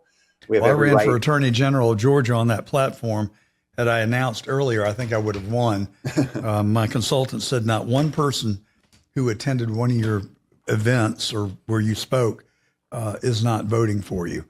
And we made a very good showing. I just needed about 6 more months of campaigning to get it across the line. But my point is, I ran on that platform. I mean, people were mad. And I was mad.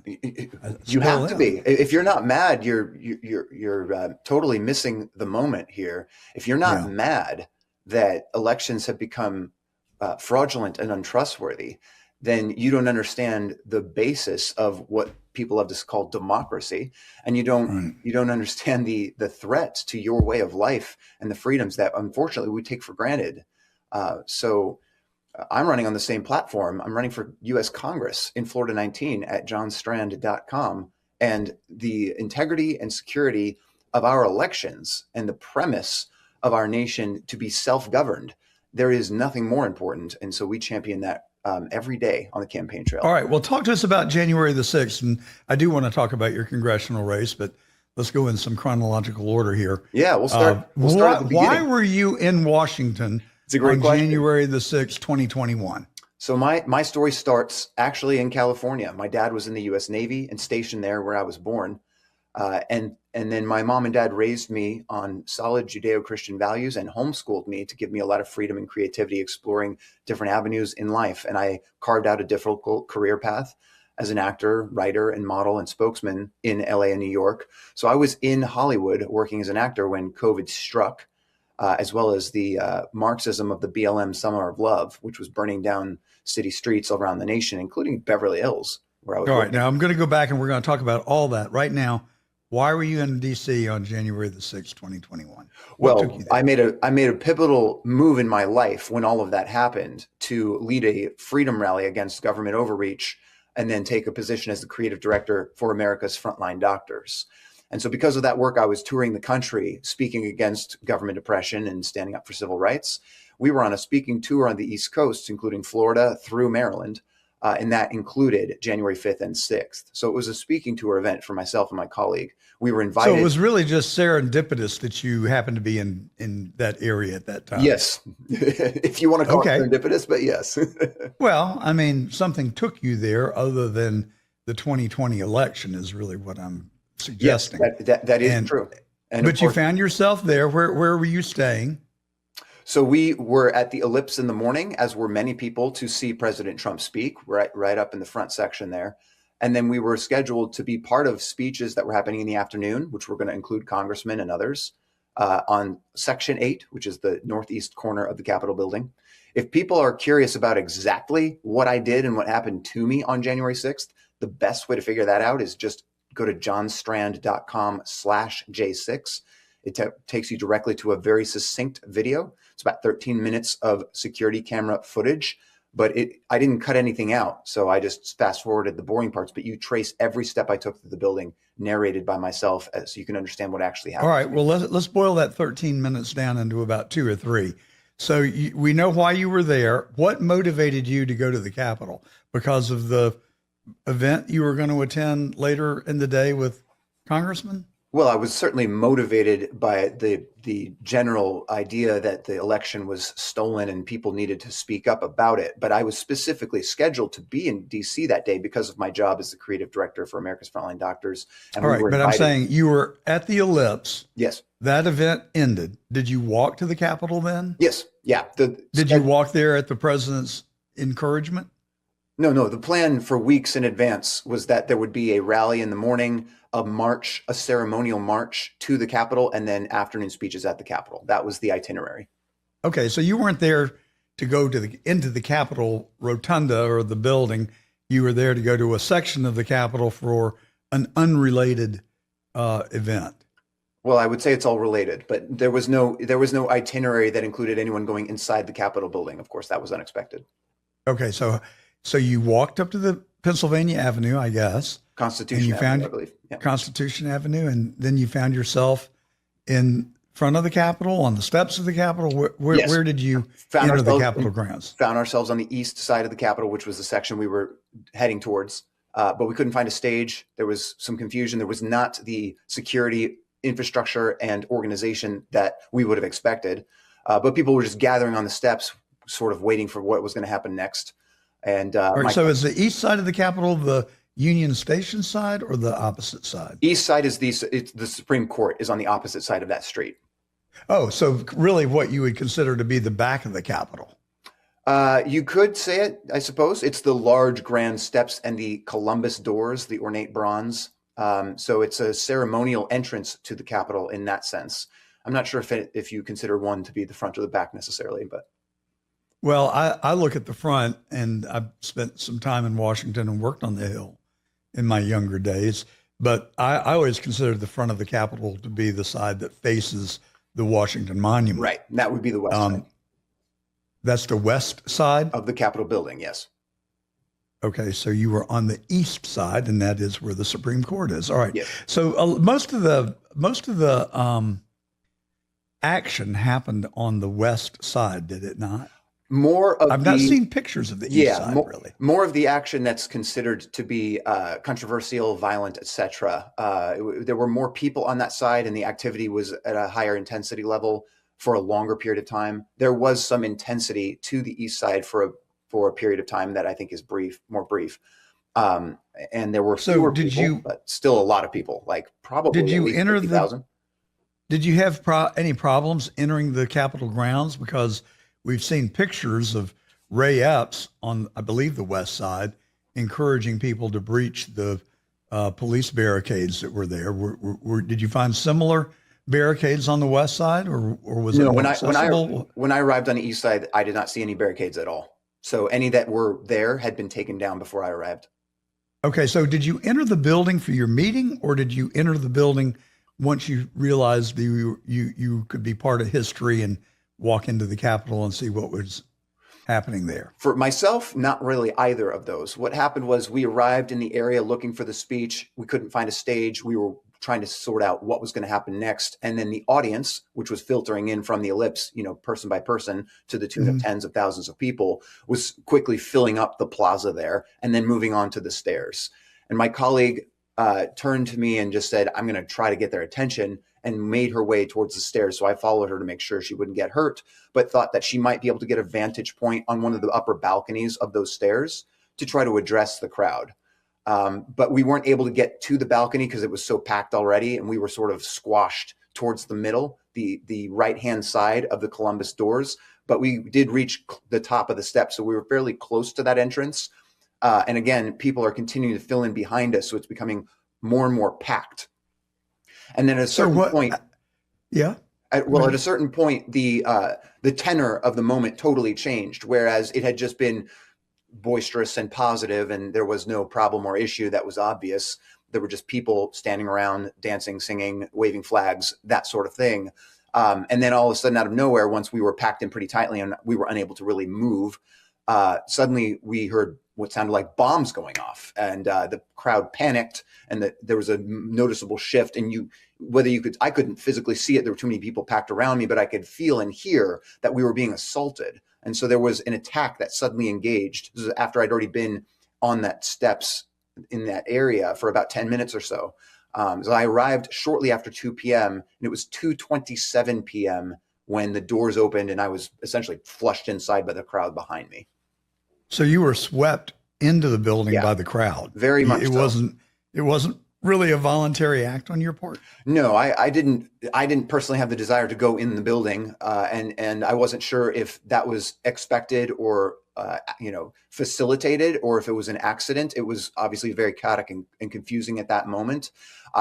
Shortly before the doors opened, my thought was, there's a lot of people here. We're packed in very tightly. I can't really even move. And I assume and I hope that police and law enforcement will come and give direction to the crowd as to where they should move or disseminate. And then the doors open from the inside. So at that point, it seemed that the cops probably opened the doors to have people come through because there were too many people behind me. But I didn't know otherwise at that point. But yeah, you watch on the video, johnstrand.com/J6, and you can watch all that happen as I narrate it. And there was that very pivotal shift where people were just standing there essentially and waving flags and whatnot. And then suddenly there was an attack by certain members of USCP with flashbangs and chemicals and even physical skirmishes that were kind of crushing us even further in towards that door. And then the door opened. So did you fear for your life or your safety at that point? I didn't fear for my life in the sense that I didn't think I was going to die. No. But my senses were on full alert, and I was concerned about injury and the crowd being further escalated. So that did not seem, it didn't seem like things were going in a good direction in that sense. So you went in through the Columbus doors, yes, pushed by the crowd. Where did you find yourself? I don't know what's in that area specifically. There's an entry foyer or hall, and the video I mentioned shows this very specifically, where my colleague, who's a woman, almost falls and gets trampled. I catch her and push her forward to make sure that she's not in any way injured further, and just guide her straight ahead. And straight ahead through a door is the rotunda, which is the large round area underneath the dome. So what did you do when you found yourself in the rotunda? We just moved. Had you been there before? As a very young child, but not for some time. So I did not have any specific recollection, and I had no familiarity with the layout. It's a very large cavernous building, and there's not any signage telling you which direction to go for any particular room or area. So it's a very impressive space. And obviously a lot of history is unfolded there in the rotunda. That was my first impression. My first thought really was, okay, there's a bunch of people in here already, meaning they came from a different door than the Columbus door that I had just entered through, which further solidified my assumption that the police had facilitated entry, which of course later videos show them ushering people in through various doors. So there were mixed messages, obviously, but there was a lot of confusion with cops at certain points allowing and inviting people into the building, and from multiple entry points. So where were you relative to where Ashley Babbitt was tragically shot and killed? If I'm not mistaken, I should know this off the top of my head, but I believe she was towards the Senate chamber side, if I'm not incorrect. And I, without knowing at the time, because I did not know what was what, but I ended up going towards the House chamber side. So I was in opposite wings of the Capitol from that. So how long were you in the Capitol? 48 minutes. And what did you do while you were there? Simply walk. Again, my whole story was, obviously I was leading a freedom rally in Los Angeles and was a citizen participant in the pushback against government overreach of that time. But my specific role on January 6th was as the creative director and also the security attendant for the founder, Dr. Simone Gold. So the two of us were attending that rally to be a part of speeches. And then within the building itself, I was simply making sure she didn't get hurt. We tried to walk through the red velvet stanchions, as most people did, just meandering through the building, in some awe of the moment and of the beauty of the environment, but the surreal experience of sort of being on this high school field trip with some confusion surrounding it. Did anybody ever ask you to leave? Not in the beginning. Towards the end, yes. And then we left when we were asked. But we couldn't find any police giving clear directives for the first about half an hour. Who instructed you to leave? So in the beginning, we entered, as I described, and ended up turning towards the House chamber side. We made our way slowly through that hall until we got to basically a vestibule, which is right in front of the House chamber side. But again, no signage. I did not know it was the House chamber. I wasn't sure if maybe that was a door to get out of the building or not. But there were people in front of me and I couldn't proceed any further. So we were stuck there for a few moments. Eventually, a police officer came and he had a mask on his face and there was dust from the chemicals in the air. So it was a little confusing and impossible to hear. But from his gesticulating, we ascertained that he was saying, no, you don't want to go through this door, turn around. So we turned around and made our way out when we were able to. Then we went back through to the Statuary Hall and the Rotunda, but the Rotunda was so full at that point, we couldn't find a way to exit. So, any idea how many people actually entered the Capitol on that fateful day? I have not heard an exact estimate that I recall.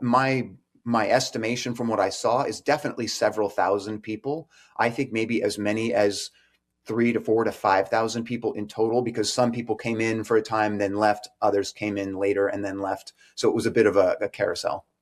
Yeah.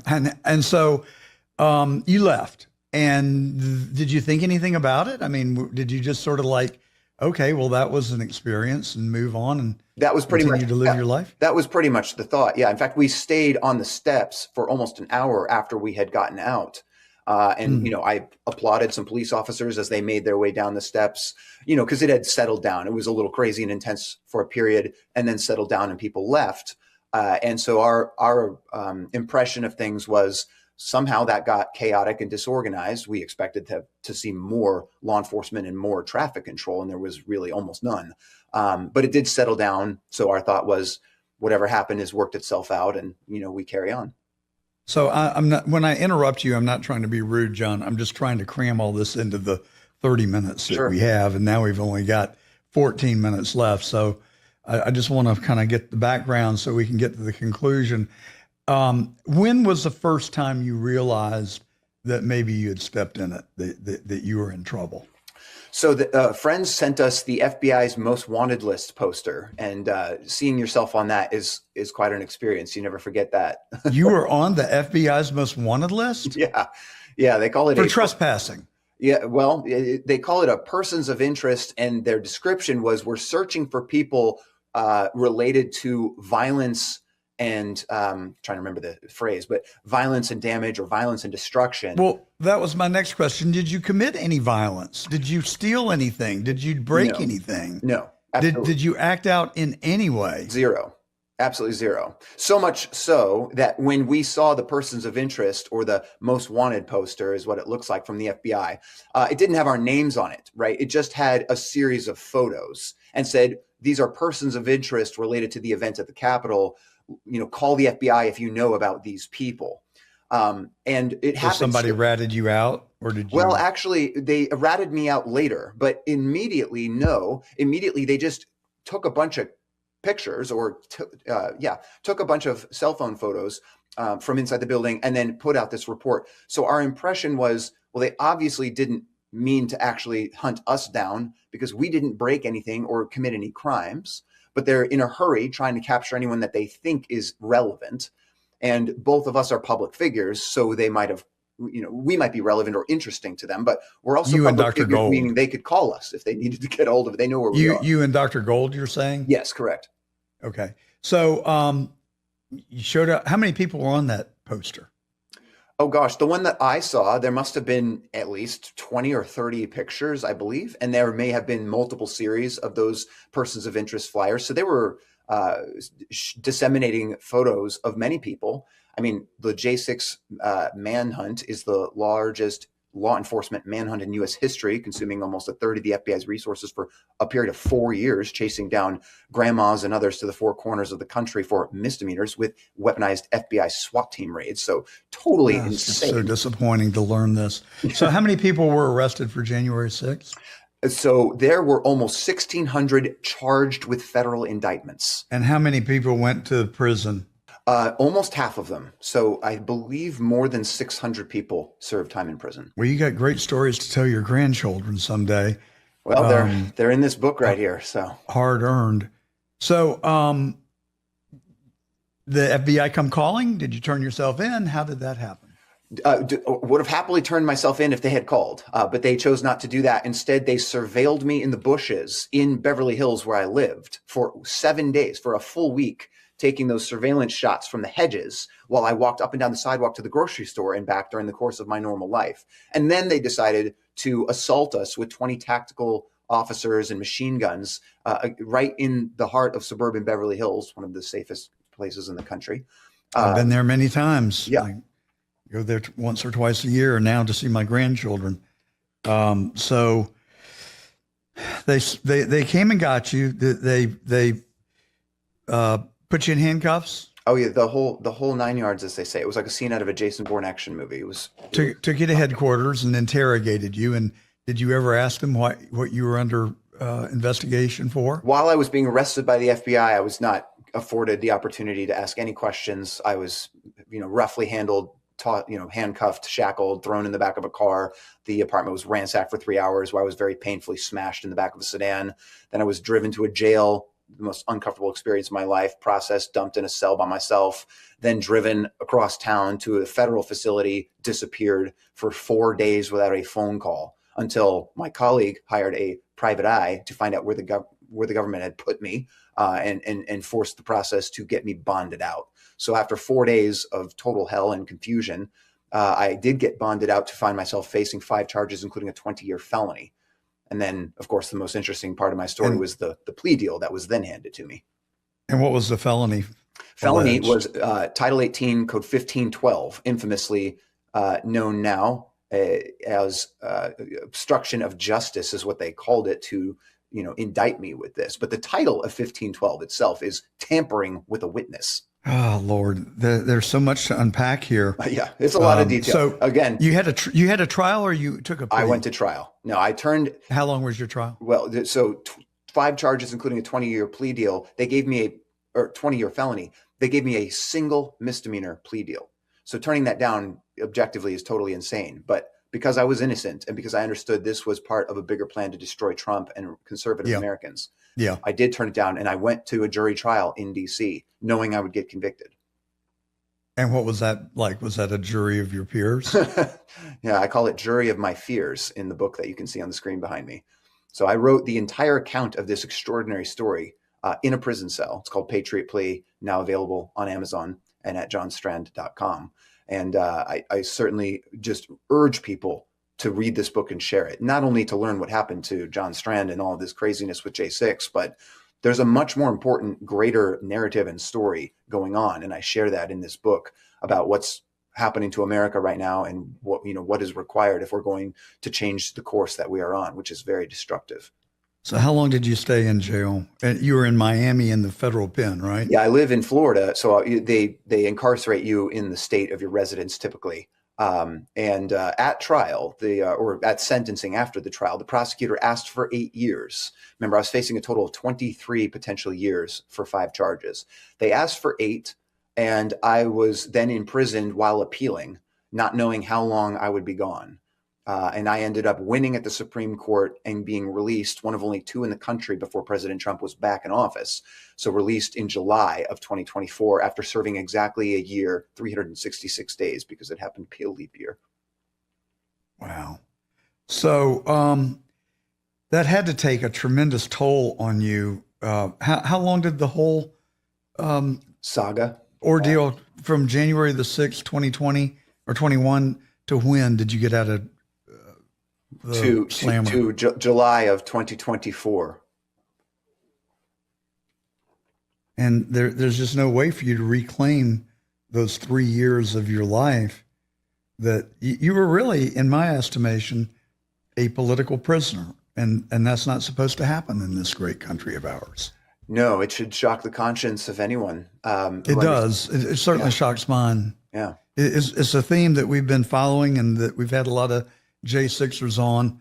There's one kid, Brandon Fellows. Did you ever see him or meet him? The name strikes a chord. We may have done a testimonial video for Brandon Fellows at wearej6.com. So I helped to lead that movement once getting out of prison. Well, he was in jail for, I think, 2 years, 2.5. And all he did was give a self-conducted tour of the Hall of Statues for 20 minutes. He talked to no one. He touched nothing. And he left. And they put this 19-year-old in prison. I just think it's a travesty and a despicable thing that these people did. Yeah. So you have our sympathies. I could spend the rest of the day talking to you. We're so short a time now. A lot of your fellow J6ers have not handled it as effectively as you have. You're a young guy. You must be pretty resilient. I mean, a lot of J6ers have taken their own lives. They've lost their families. They've lost their businesses. It is just such a shame that this could have happened in this country. And then President Trump tried to create a anti-weaponization fund. Yeah. And a fund for you. And the courageous Congress backed down. And I guess some liberal judge ruled it unconstitutional and nobody's really combating it. Yeah. How have you stood up against this? That's a great question. I certainly articulate it in the book, but the answer truly is God and my faith. You're a good salesman, by the way. Well, it helps, but okay, I'll buy the book. All right. No, the book isn't just something to buy. The book is an incredibly detailed and an incredibly important first-hand witness testimony of what happened to America. And not only that, in answering your question, how did you survive this? Yeah. The book gave me the opportunity to tell a story and to make a case and bring a challenge to my fellow countrymen that I've wanted to do throughout my life. And that is to say, what is America? Who are we as Americans? Can we remember and can we reclaim that birthright of liberty? Can we reclaim the Republic, as I say at johnstrand.com, where I am running for Congress now? But what got me through it, John, was my faith in God and the faithfulness and power of our God. And this country is built on God and the principles and truths that he gave us as humankind. And America is the most extraordinary experiment in the application of those principles and the pursuit of that liberty that the world's ever seen. So in addition to taking 3 years of your life, how much did it cost for you to defend yourself and for the lawyers and all the... Yeah, many thousands of dollars, as well as thousands of hours. And beyond that, really, it took the entirety of my career, reputation, and future capacity, which has been irreversibly damaged, really destroyed out of existence entirely. So as we were speaking earlier, I had carved out a career path as an actor. I've been traveling the world as well as working in Hollywood and Manhattan, and was very excited to continue pursuing my American dream. And that was destroyed and taken from me, and in a way that is never reversible. So what do you do now for livelihood? I've worked full time for America's Frontline Doctors and GoldCare.com ever since the craziness of COVID. So I made a major career shift as was necessary, but also felt the call of God to speak against the lies of the time and the Marxism of the culture at that moment, as well as government overreach with COVID. So I continue to work as the creative director for those entities now. So President Trump last week went on television on Thursday night and said that China had interfered in our election, that our intelligence agencies knew it, and instead of doing something about it, they actually buried it. Yeah. Do you think that they were behind J6? 100%. And I think what you just described is the practical definition of treason, facilitating a foreign adversary. Where's the accountability? When's it going to come? It's going to come when people make a decision to get involved. It's going to come when people go to johnstrand.com and click donate and share $25, because that actually helps us win a race that's happening right now with less than a month to go. But it's going to happen when you and I make a decision to actually do something practical and care enough to take some risk and take on some pain and what I call uncomfortable courage. On the back of the book, it says, now is the time for uncomfortable courage. We're going to have to get uncomfortable, but we're going to have to fundamentally decide who we are as Americans, and if we care enough to remember, reclaim, and defend that, because it's being taken away from us in real time as we speak. I had a conversation about this very thing this morning at breakfast with a very smart guy who's a physician and a surgeon and a patriot. And we both concluded that there's a large percentage of the American people really who just find this too painful to even look at. I mean, it is scary, it is shocking, and it's just so easier to make your tea time, schedule your bridge game, and stay in denial over this. But that's not a good long-term strategy for us, our children, or our grandchildren, do you think? No, agreed, obviously. It sounds sort of facetious or cliche, but there is nothing more destructive than ignorance. So now you're running for Congress over there in Naples, Florida, that impoverished area of the country. And you get a whole bunch of people in the race, right? Yeah, this is an unusual race, running to fill Byron Donalds' seat, who President Trump has endorsed to be the next governor of the free state of Florida. I've lived here over 4 years, engaged in the community, been battling for family values and children's protections, and also just common sense conservative policies, because common sense conservatism protects and lifts the boat of all families and all peoples, right? So we want to return to the fundamentals of a free market system and really support and protect the liberties of Americans and allow them to be prosperous, to grow the wealth of all families and all communities. Naples is a very successful community, but it is subject to the detriment of ignorance and the destructive radical left, and now the pervasive, invasions of third world nations, radical Islam, and other very destructive elements. And so all communities need to be vigilant, including in Naples. And so in Florida's 19th district, I am campaigning against 10 other Republicans, but we are very unique, differentiated. In many ways, we were just actually endorsed by America First Insight today. That's breaking news. But we, of course, are endorsed by Charlie Kirk's Turning Point as the clear choice for the MAGA America First movement candidate to fill Byron Donalds' seat. We're also the only candidate in the race that qualified for the ballot with voter petition support, gathering almost 4,000 signatures. Every other candidate purchased their way onto the ballot. And of course, we're the only candidate that went to prison on principle, so that hopefully you don't have to. Well, you certainly have a compelling story to tell, and you haven't just talked the talk, you've actually walked it, and you have my admiration. Did you know Charlie Kirk? I did, yes. I was very honored to know him, work with him on several occasions over the years, both for his organization at Turning Point and America Fest conferences, in collaboration with America's Frontline Doctors, and a show I was operating called Frontline Flash. So we both interviewed each other. Charlie Kirk honorably and courageously platformed and supported me through my journey before prison and after, to help bring truth to the false J6 narrative and defend innocent Americans that were just decimated by a weaponized government. Speaking of false narratives, do you think our own government or Israel had anything to do with Charlie's death? No, I think Tyler Robinson clearly is a leftist lunatic that murdered Charlie Kirk, and there's more than abundant evidence to make that a lock. I don't think that he will ever be convicted in a court of law if he gets a jury of 12 honest men and women.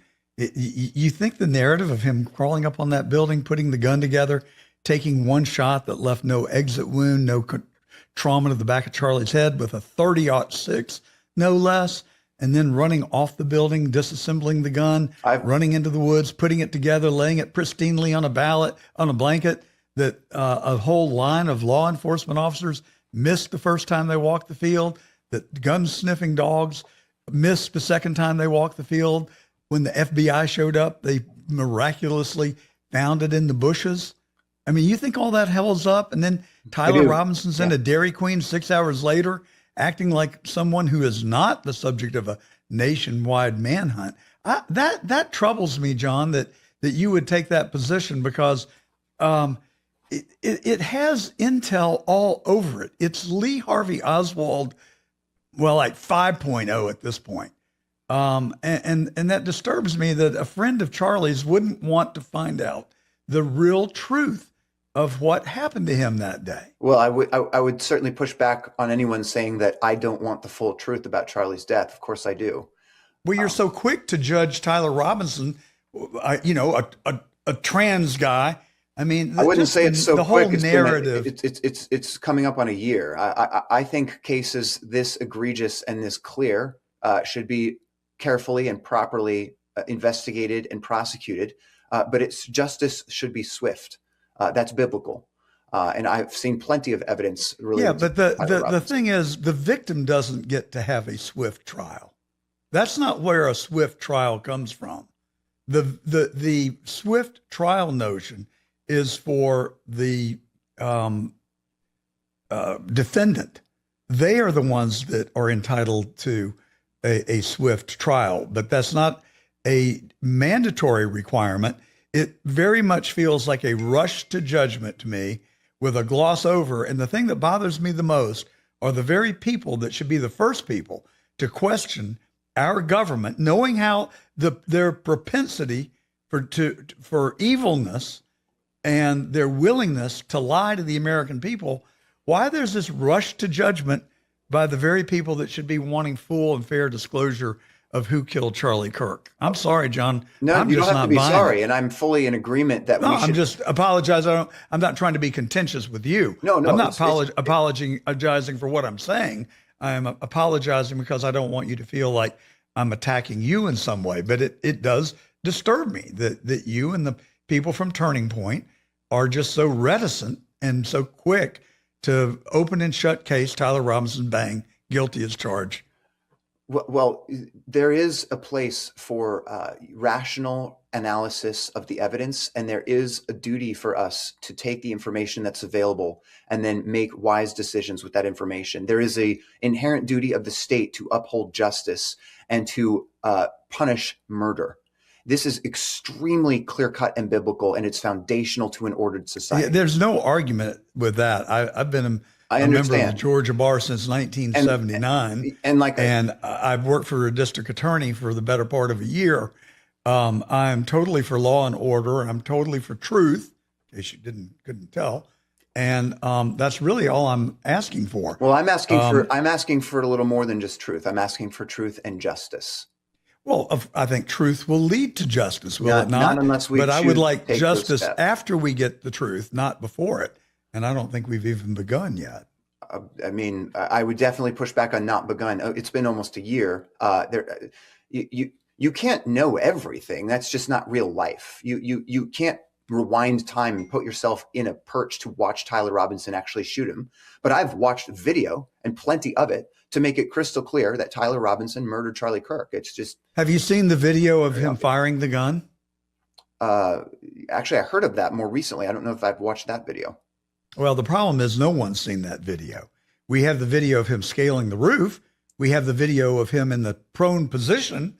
We have the video of him getting off the roof and running across the roof, but we don't have the video of the gun going off. And that's perplexing to me. Well, it's not so perplexing to me. Why would it not be? I mean, why would you not want to see him pull the trigger if you're so quick to indict him? No one would not want to see that, John. The point isn't what we would want. The point is what's real. I'm interested in reality. Truth and justice are dependent on reality. Reality does not afford us every detail that exists. Well, wouldn't smoke coming out of the gun kind of be very definitive in terms of whoever that person was on the roof having pulled the trigger? I wonder why it's being withheld from us. I would simply say this in the interest of time and also sincerity, that the full body of evidence that is available, which I have seen enough to satisfy my own curiosity, but I'm also not the prosecutor. So those who it is incumbent upon to be thorough and accurate and honorable in their job have studied it at great length. And like I said, full and honest and honorable in their job. The same people who locked you up and put you in jail for a year? Yeah, it's a worthy question, John, but the fact that the justice system at large has failed certain people, including myself, does not mean that I do not believe in advocating for the proper usage of the justice system. Should it be honest and honorable? Should there be investigation and pushback? Surely, and that's fine. But at the end of the day, we do have a duty to uphold justice and punish murder. I believe it is very clear and obvious that Charlie Kirk was murdered by Tyler Robinson. That will be adjudicated in a court of law and confirmed by a jury. And and I just vehemently disagree with you as strongly as you believe he did. I'm not saying he wasn't involved. The fact of the matter is, I don't know. All I know is that I've studied the Kennedy investigation for 63 years. I've read the books. I've watched the films. I've been to Dealey Plaza 3 times. I've traced Oswald's steps. I went to the place where he was supposedly killed, J.D. Tippit. I've been to the movie theater, Love Field, where Kennedy arrived that morning. The chance that Lee Harvey Oswald killed the 35th president of the United States is effectively zero in my mind. The fact that Allen Dulles, Lyndon Johnson, and J. Edgar Hoover orchestrated it, carried it out, and covered it up is 99.9% in my mind. I see striking resemblances between Charlie Kirk's assassination and JFK. I too knew Charlie. I knew Charlie for 10 years. Sure. I wasn't his best friend. I wasn't at his wedding, but we were friends. We saw each other a couple of times a year. And 6 months before he died, I spent 2 hours with him, just he and I and one other individual. And it was a 2 hours that I treasured then. I treasure it even more now. I really want to know the truth. I am determined that we learn the truth and not some frickin' narrative that paints this guy as a trans figure. Who likes trans figures? How convenient. And the whole timeline, nothing about it makes sense to me. And there are a lot of people who share my skepticism. I have no agenda, no objective other than the simple truth and avenging the loss of Charlie Kirk. I believe you, John, and I support and concur with that, obviously, but I'll say it just to be clear. However, I do want to take the moment to say, because I believe it's true and it's important for someone to say it, and I'm willing to, that a lot of the people that agree with you are driven by a person that does have an ulterior motive, which you do not. Well, I've heard that repeatedly. Candace Owens, because she's making money off of it. Well, I mean, I'm just going to be. Would it be better? Would it better suit you if she gave all the money to charity? That doesn't fly with me. No, John. I've watched a lot of her content.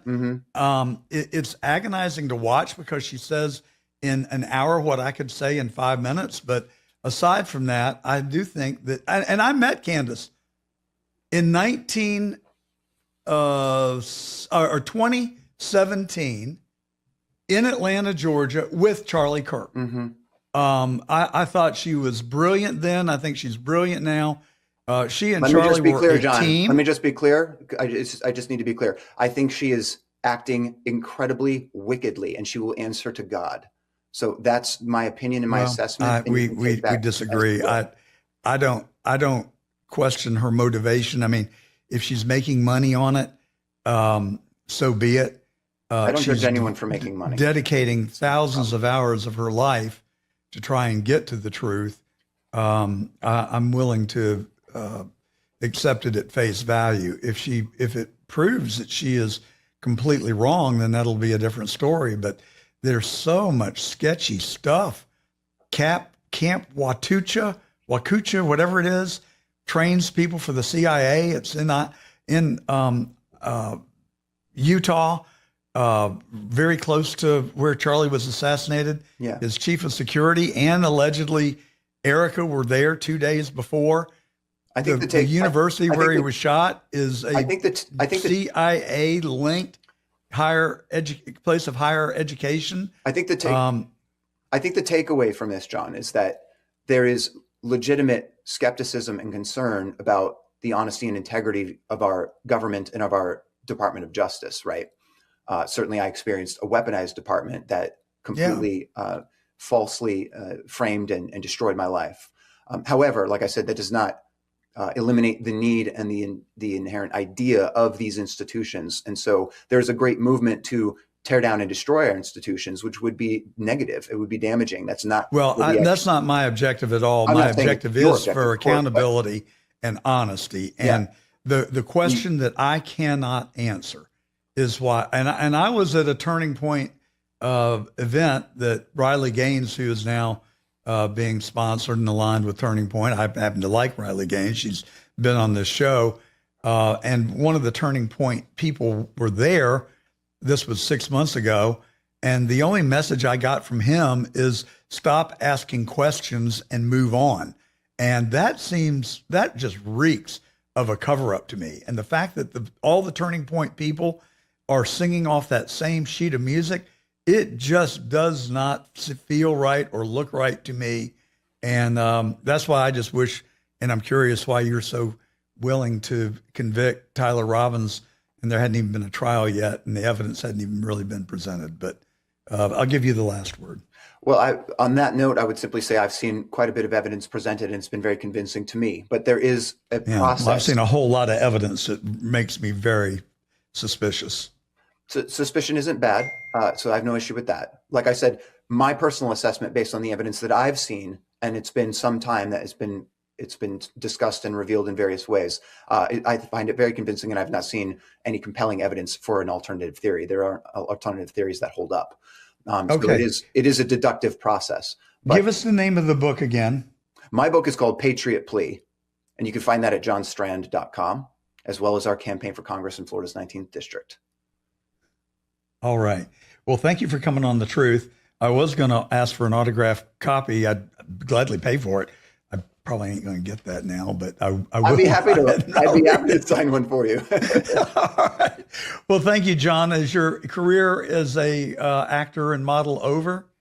I don't think so. Our God is faithful, and he redeems those that are obedient to his call. And so I'm very excited just to be faithful and to be passionate about the country I love and the people that I love. And so it's for my family and your family that I fight for every day. And what that looks like in the coming months and years, only God can totally know.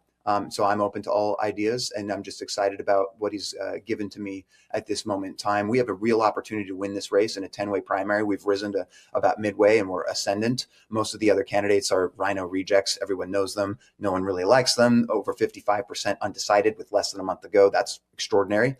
So I think we really do have the chance to capture the attention of the district. They love the message that we're bringing of truth, justice, accountability, and courage. So that's what we're going to do right now. And we just call and pray, urge others to join the fight with us at johnstrand.com. You can make a real difference in a real race that could really turn the tide and change the culture in Congress. And that's our mission and our passion. Well, you're certainly an attractive candidate. I would not be surprised if you do make it as an actor and a model. Ultimately, if Congress doesn't pan out for you, but you may slip in there. I mean, you got a great story to tell. And I really admire the way that you've responded to your adversity rather than feeling sorry for yourself and claiming the victim status, you've gone about it, lifting yourself up, dusting yourself off, and running for Congress and being the patriot that I believe that you are. Amen. It's the American way. You also kind of look like the original Looksmaxer. So that ain't all bad either.